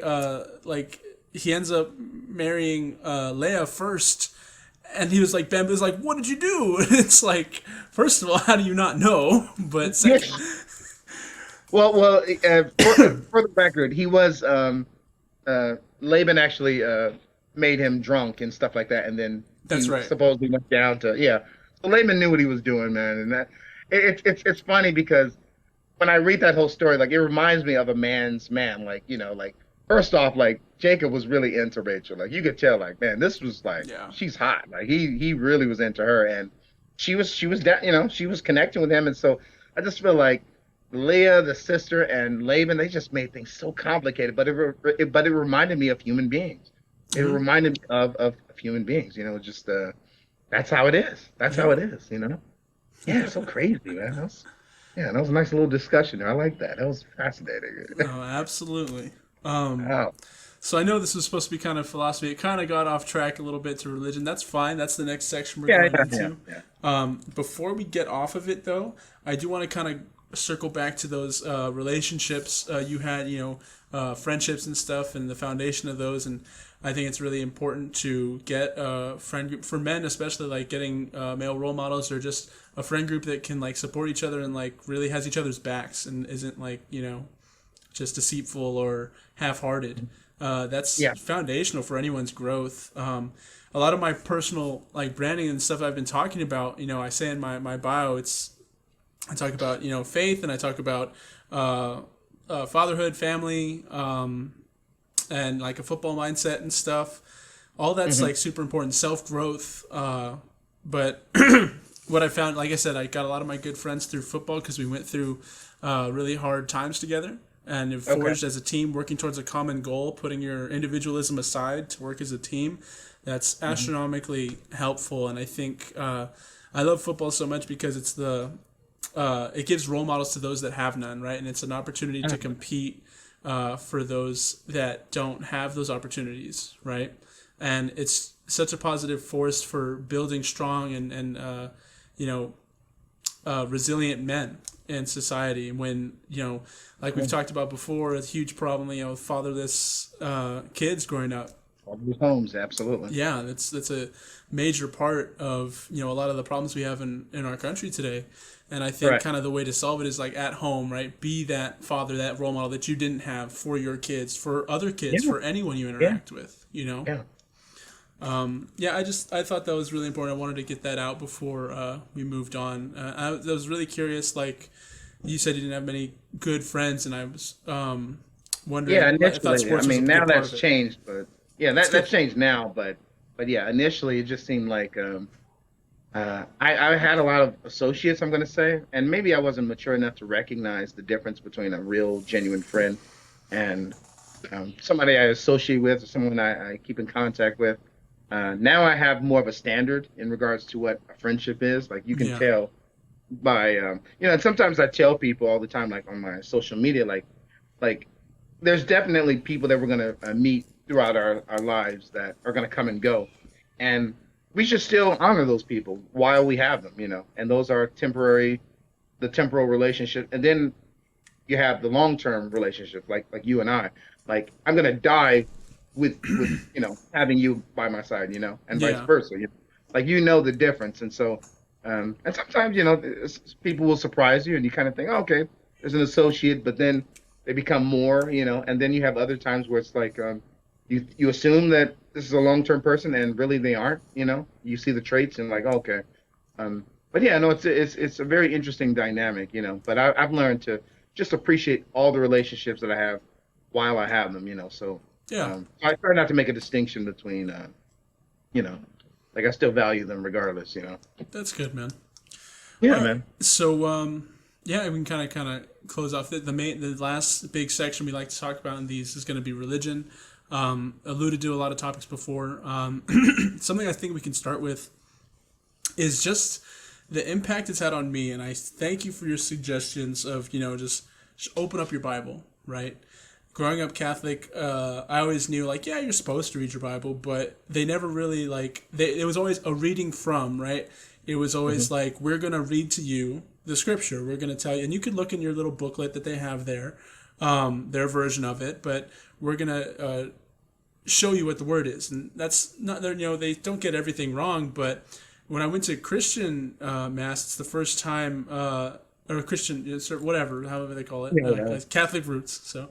yeah, Um, yeah, yeah. I wasn't gonna say anything because I was like, you know what, it's understandable. but they actually every time, like, would you open your Bibles too, right? And they're encouraging you to read the scripture and like go home and read it. And when I started, I became a Christian. I guess I would say saved. I still am not exactly sure all Okay, that. okay. But me and my wife with our pastor Steve Edmondson, he introduced us to Christ and the gospel and everything, and throughout our counseling, and so we accepted Jesus as our Lord and Savior. And it's been since then, I'm like, okay, I want to read the Bible, and I've talked to you about all these questions I have, and Yeah, thirsty for answers, thirsty for knowledge, and really like so many of the answers are just in the book, and it's yeah, like you just yeah, gotta read it. yeah. So I was Absolutely. like, I started reading in the summer. I fell off, because football, and then we were having a baby and everything. Mhm. But this year, I've made it a goal. I want to read 3 chapters a day, or I want to read Nice. every day, right? And Okay. the evidence Bible you gave actually gives a perfect template. It says 3 chapters. I just thought I Yeah, wanted to read a lot more, right? And it said if yeah. you read 3 chapters a day, you can read the whole thing in a year. And I was Right, like, that is right. awesome. They even have a whole Yeah, little checklist for you. yeah, So I committed to doing that. It's been revolutionary in my life. yeah, yeah, yeah. Studying the scripture. You mentioned the concept of feeding the soul. Mm, It absolutely reigns true. Like everything you're trying to do, as far as be a better person. I guess control your thoughts and stuff, and live more Christ-like. I find I have less temptation, right? nice, Naturally for certain things. I find nice. more of a when you're indulging in the word of the Lord, word of God, the Bible every day. It's just the time you take, like 30, 15 minutes a day, however long, just to kind of set your mind in the proper mindset, and Yes. it just influences your actions throughout the day and your thoughts throughout the day, and it helps exponentially with your goals as far as being Christ, like walking in his footsteps and being a good Christian. Yeah. I'm super thankful for that, and it's just interesting too. It's genuinely like interesting. I'm like I'll get to a chapter like I'm in Deuteronomy right now, but back in Numbers it was talking about Moses and Aaron. There's a revolt against Moses and Aaron, and that's the next chapter. I'm like, oh, I gotta wait till tomorrow. Oh, it's gonna be good, right? Like, and don't get me wrong. There's times that are hard. Of There's course. Of the course. entire like last part of Exodus, most of Leviticus, and the beginning of Oh, Numbers. a week or 2 weeks, however long it took me to get through, it was rough, James. It was like they just repeat repetitive information that isn't really relevant nowadays. Uh, And there's occasional nuggets of knowledge that are good, but like yeah. it was a tough time. It like all those you hear about the genealogies in Oh yeah. Genesis. This person was the son of this person who bore these people, and then a bunch of that type of stuff. They went and broke down the tabernacle and everything, specific cubits and lengths and color. It was hectic. We are getting Uh, back to story content now, though, which is awesome. Uh, good. we I'm getting to the part where God's telling Moses, like, yeah, you're not going to go to the promised land. He already convinced the Israelites, like, that your children are going to go, but you can't, right? So you're going to wander the desert longer. And getting to the part where we're talking about Moses, and Moses is talking to the people directly, like, look, I can't go in there. You can. Just don't mess it up. Like, he's reminding them of all the scripture and all the, like, everything that they've been through. Yeah. Yeah. But Yeah. and even you talking about that story back in Genesis, I was like, I know that story, right? Yeah. Yeah. Yeah. So it's super awesome to be able to like kind of recognize this stuff and engage in scripture, right? And engage in, and it's like almost anything you put your time to with politics. Like you're curious about a debate topic, like engage in resources about both sides and form an opinion, and then you can actually have tools to conversate. You're not just someone who's like, I can't say anything, or you're brazen enough to think you can without having any knowledge beforehand, right? Yeah. Yeah. It's so funny you say that because you overheard when we were transitioning back in, I'm listening to Candace Owens, Yeah, and she's just having a discussion with Mark Lamont Hill, and he's reciting these things about Black America being oppressed and all these things, and every time he's saying something, she's reciting things to him that are statistics, so he's like sharing his feelings and emotions about what he thinks, and then she's letting him know, well, police are actually 18 times more likely to be killed by a black person. Like she's letting him know, like, we're not, the victims that you think we are. yeah, And yeah, and it's just interesting when you familiarize yourself with data and information and things like that. But even more so with God's word, it completely changes everything. It's changed, And I'll never forget one time I was with my mom and we were visiting a couple that and I've shared this a few times, who identify as Black Hebrew Israelites. They have a very different take on what the Bible teaches than what the Bible actually teaches, and it was fascinating because the guy in the relationship, during a discussion, he was saying, well, he believes strongly that since Jesus is already black, because in his mind Jesus is black, so he's saying, well, he's God's son, so obviously God the Father has to be black also. And my mother jumped in immediately and said, well, God is spirit, And then I said, that's right, Mom. John 4:24, God is spirit, and those who worship him will worship in spirit and in truth. And it was just like, and so it just changes the entire dynamic. Like you almost can't be lied to when you're familiar with God's word. When somebody recites something to you that's wrong or it's in error, it's like because you're familiarizing yourself with it, what Jesus actually said, or what Paul actually wrote, or what the Bible actually teaches about marriage, about divorce, about whatever. And I've had some people say, oh, it's okay. King David had multiple wives, and Solomon, and I'll say, okay, well, Deuteronomy 17:17, no multiple wives. That was already established before they even showed up. Do not have multiple wives. That was already established. And so it just changes the entire dynamic when you're familiar with the Bible, because like the world's going to lie to you, going to lie to you. So yeah, but it just changes everything when and you may not have encountered this yet, but I'm pretty sure you will, especially as a husband, as a father. You're going to have people that's going to share some lies to you, and it's going to be things that believe, they actually believe, and you're going to know that the Bible doesn't teach that, or you're going to know because you've read it, and then you have to kind of decide, okay, how do you want to go about the rest of this conversation? Do you want to say, yeah, well, actually, let me just show you again, like do you correct? Do you say, well, okay, obviously this person doesn't know, or but it complicates things a little bit sometimes because when people recognize that you can't be lied to, like you're actually reading the Bible, you know, and it's so interesting you bring that up because that was always an issue with during the Protestant Reformation when people were coming out of Roman Catholicism and embracing the Protestant Reformation. They were reading the Bible more. So anytime a Catholic would challenge them, they would just recite what the Bible actually says, and then it's Yeah. like, well, it just changes the entire dynamic when you're like quoting God, basically. It's like, okay. So now it's like, yeah, and it changes everything because it's not like they're challenging you, they're challenging what God says, And that's like, Yeah. So you bring up an interesting point. You're talking about like looking at facts and data and being able to represent that, and then you refer to the Bible as God's word is similar, like a synonym for facts and data, saying as like how can we kind of be sure, what's kind of the way to kind of have assurances that we can take the Bible in that sense. yeah, you know what? I have a screensaver on my phone. It's and it quotes Jesus. He says, what does he say? Actually, let me just read it here because I don't want to misquote him. It's Matthew 24:35. Heaven and earth will pass away, but my words by no means will pass away. So for me to share something like that with somebody, I would ask them, okay, um, do you believe that Jesus is telling the truth with that statement? Or do you believe that perhaps he could have been lying? You know, because Not Jesus, our the way Lord and he, Savior Jesus Christ. well, yeah. So, but that's essentially what I've learned to do is just ask questions. So I Yeah. would I would ask a person, because I've had some genuine people that say, hey, I'm a Christian too, but I don't believe everything in the Bible.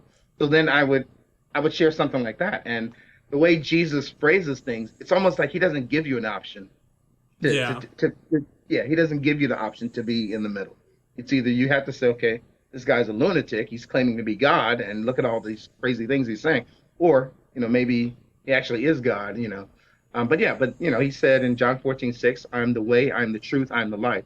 No one comes to the Father except through me. So again, either is he lying or is he telling the truth? So as a Christian, I don't question that. Yeah. I don't question that, and I use God's word as fact.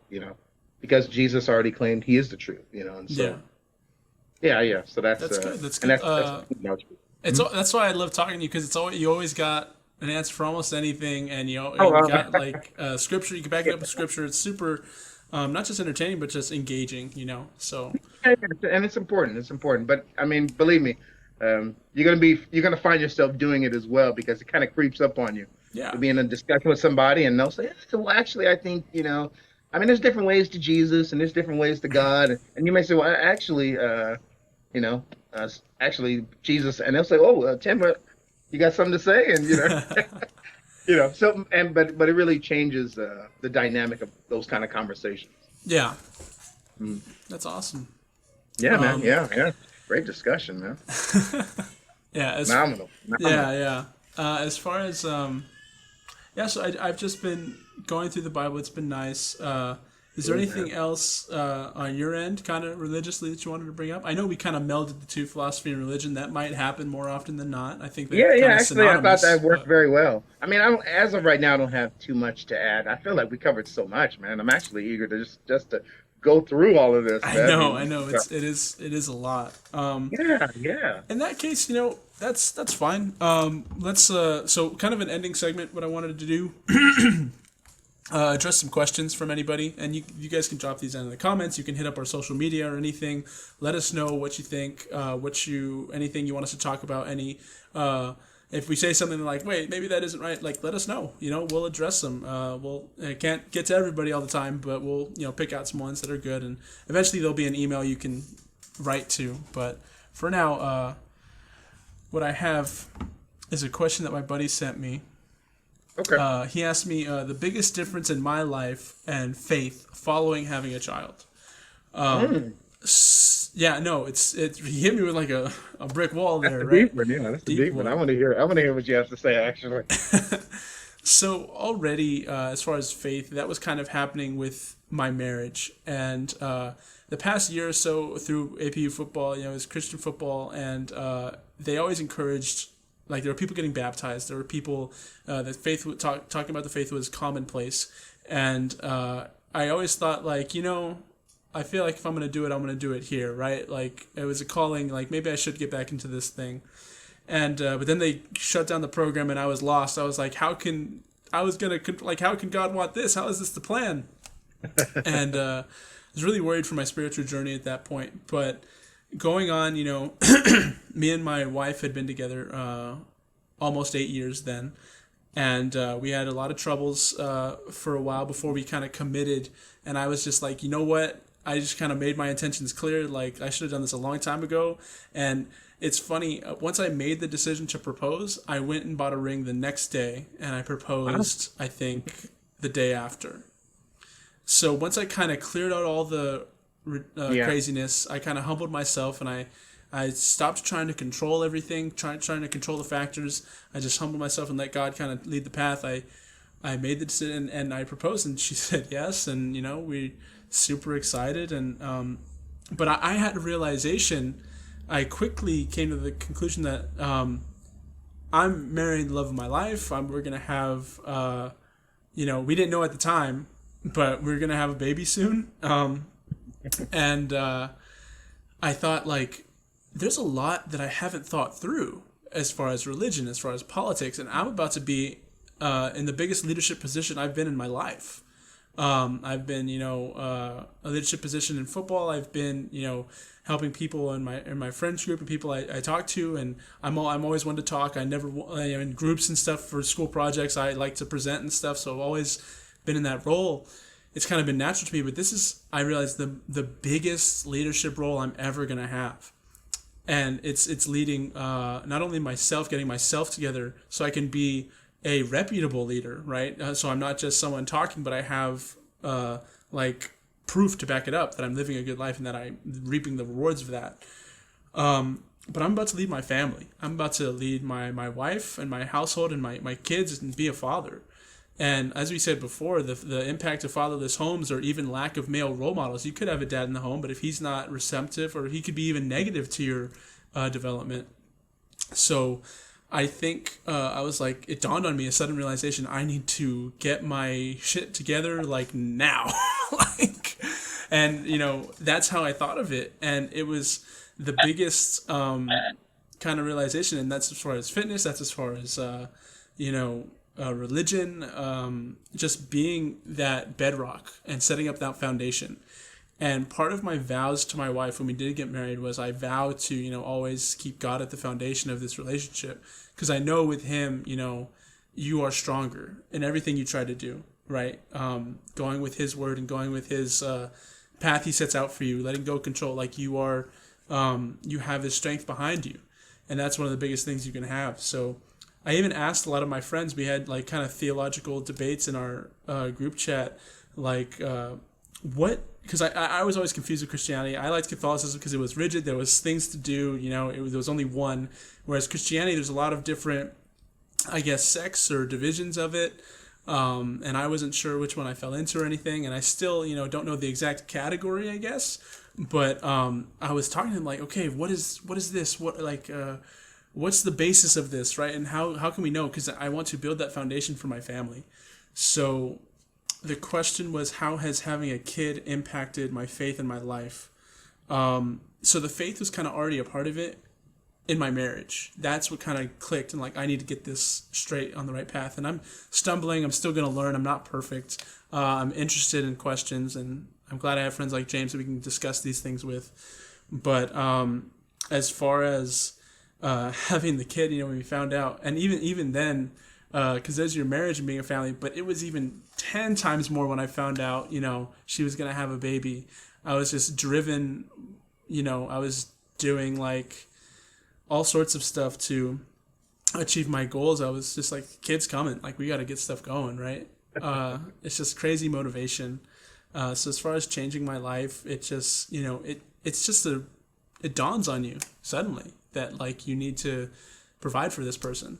You're not just thinking autonomously anymore. You're not just thinking about yourself, and you have more to live up to, and a more important role to play.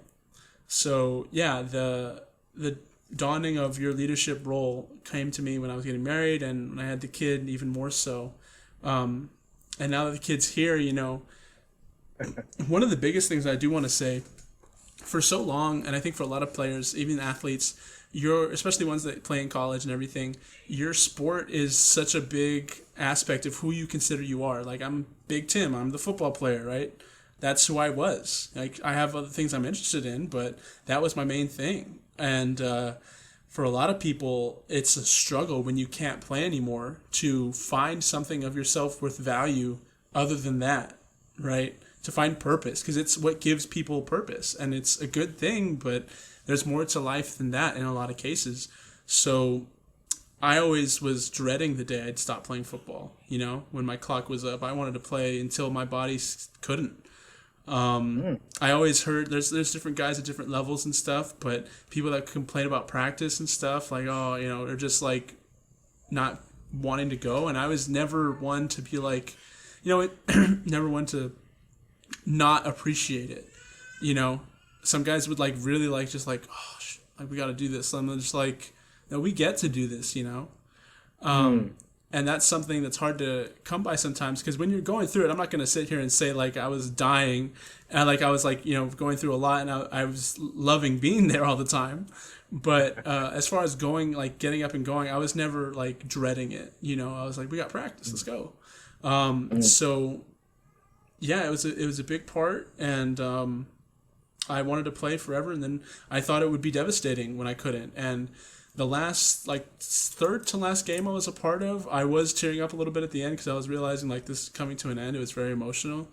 But after the last game, I wasn't bawling. I wasn't very emotional about it. And after that point, my kid had been born. My little baby Aurora had met the world, and I don't know. I think just priorities changed. I'm not so involved in that. That's not who I am anymore. Now I'm a father. I'm a leader. I'm married, and we're trying to build a family. So that helped me transition from that. There's a lot to be said about other people who don't have that, or something else not as important in their lives, because it is a lot harder for them. And I still do miss it. Like, I had dreams about it, every now and then I'll miss like, oh, I'm going to go in a game or something. And so it's forever going to be a huge part of me. And I feel like I really want to coach at some point too, for a multitude of reasons. But that's something too. I was more intensive about coaching the past 2 years. And then after this season, after knowing I have a kid, after starting a family, I have less of a mindset of that's what I need to do. Like, because I know the time commitment it takes. I know that football coaches largely spend more times with their players and their families. And that's not something I wanted to wrap myself around right now. I especially for me, one of my biggest goals is to be there for my kids, straight up. That's like the goal for me. That's like, I can't think of one that's higher right now, Like, that's the biggest driving force has been for a long time. So I want to coach, and I think I will coach in some aspect at some point, but for right now, I'm trying different roads. So yeah, it changes everything, man. It's huge. Man, that was great, man. That was great. Yeah, I felt like you shared a lot of things I didn't know. That was yeah, that was deep.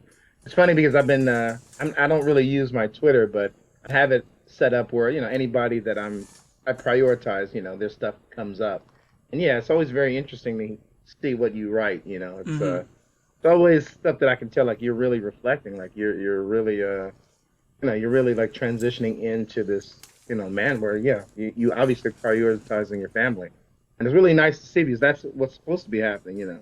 And unfortunately we have a lot of guys that they have the privilege of having a woman that is committed to them, and they have this beautiful family, and they don't see it as anything.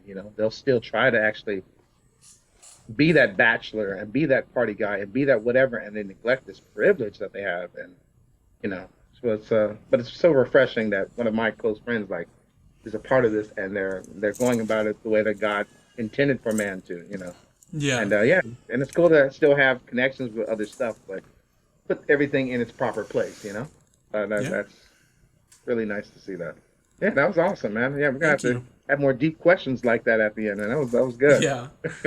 All right. Well, we've been at this for a while. I think this is a good place to close us up. Thank you, James, for coming out. Where can we Yeah, find you again? Unique Perspectives, right?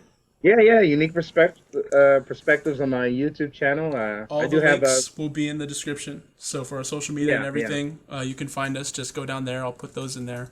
Um, absolutely, did you want to absolutely. close us Yeah, in yeah. some I was prayer? gonna say Instagram also. I have Thugs for Hire as well, so very Okay. colorful name there. Yeah. Yeah, if you guys want to just chat with me or something like that, I'm always close to my phone. But yeah, that sounds good, man. You want to close us in prayer? Absolutely, absolutely. Okay. All right, here we go. Heavenly Father, thank you for just giving us the privilege of being able to not only have this fellowship, this connection, this friendship, but just share this platform and just have these discussions, including all these amazing people with us. I'm very confident that you're going to use this platform just to, glorify your name and also just draw people into your truth. Thank you for just every beautiful gift that you offer all of us, our families, our children, the resources, just a sound mind, just to function on day-to-day life. And thank you just for everything that you're constantly pouring into our lives, and just just help us and guide us to just continue with this platform, with this great discussions and things that will edify your name. In Jesus' mighty name we pray. Amen. Amen. All Amen. right. Thank you, James.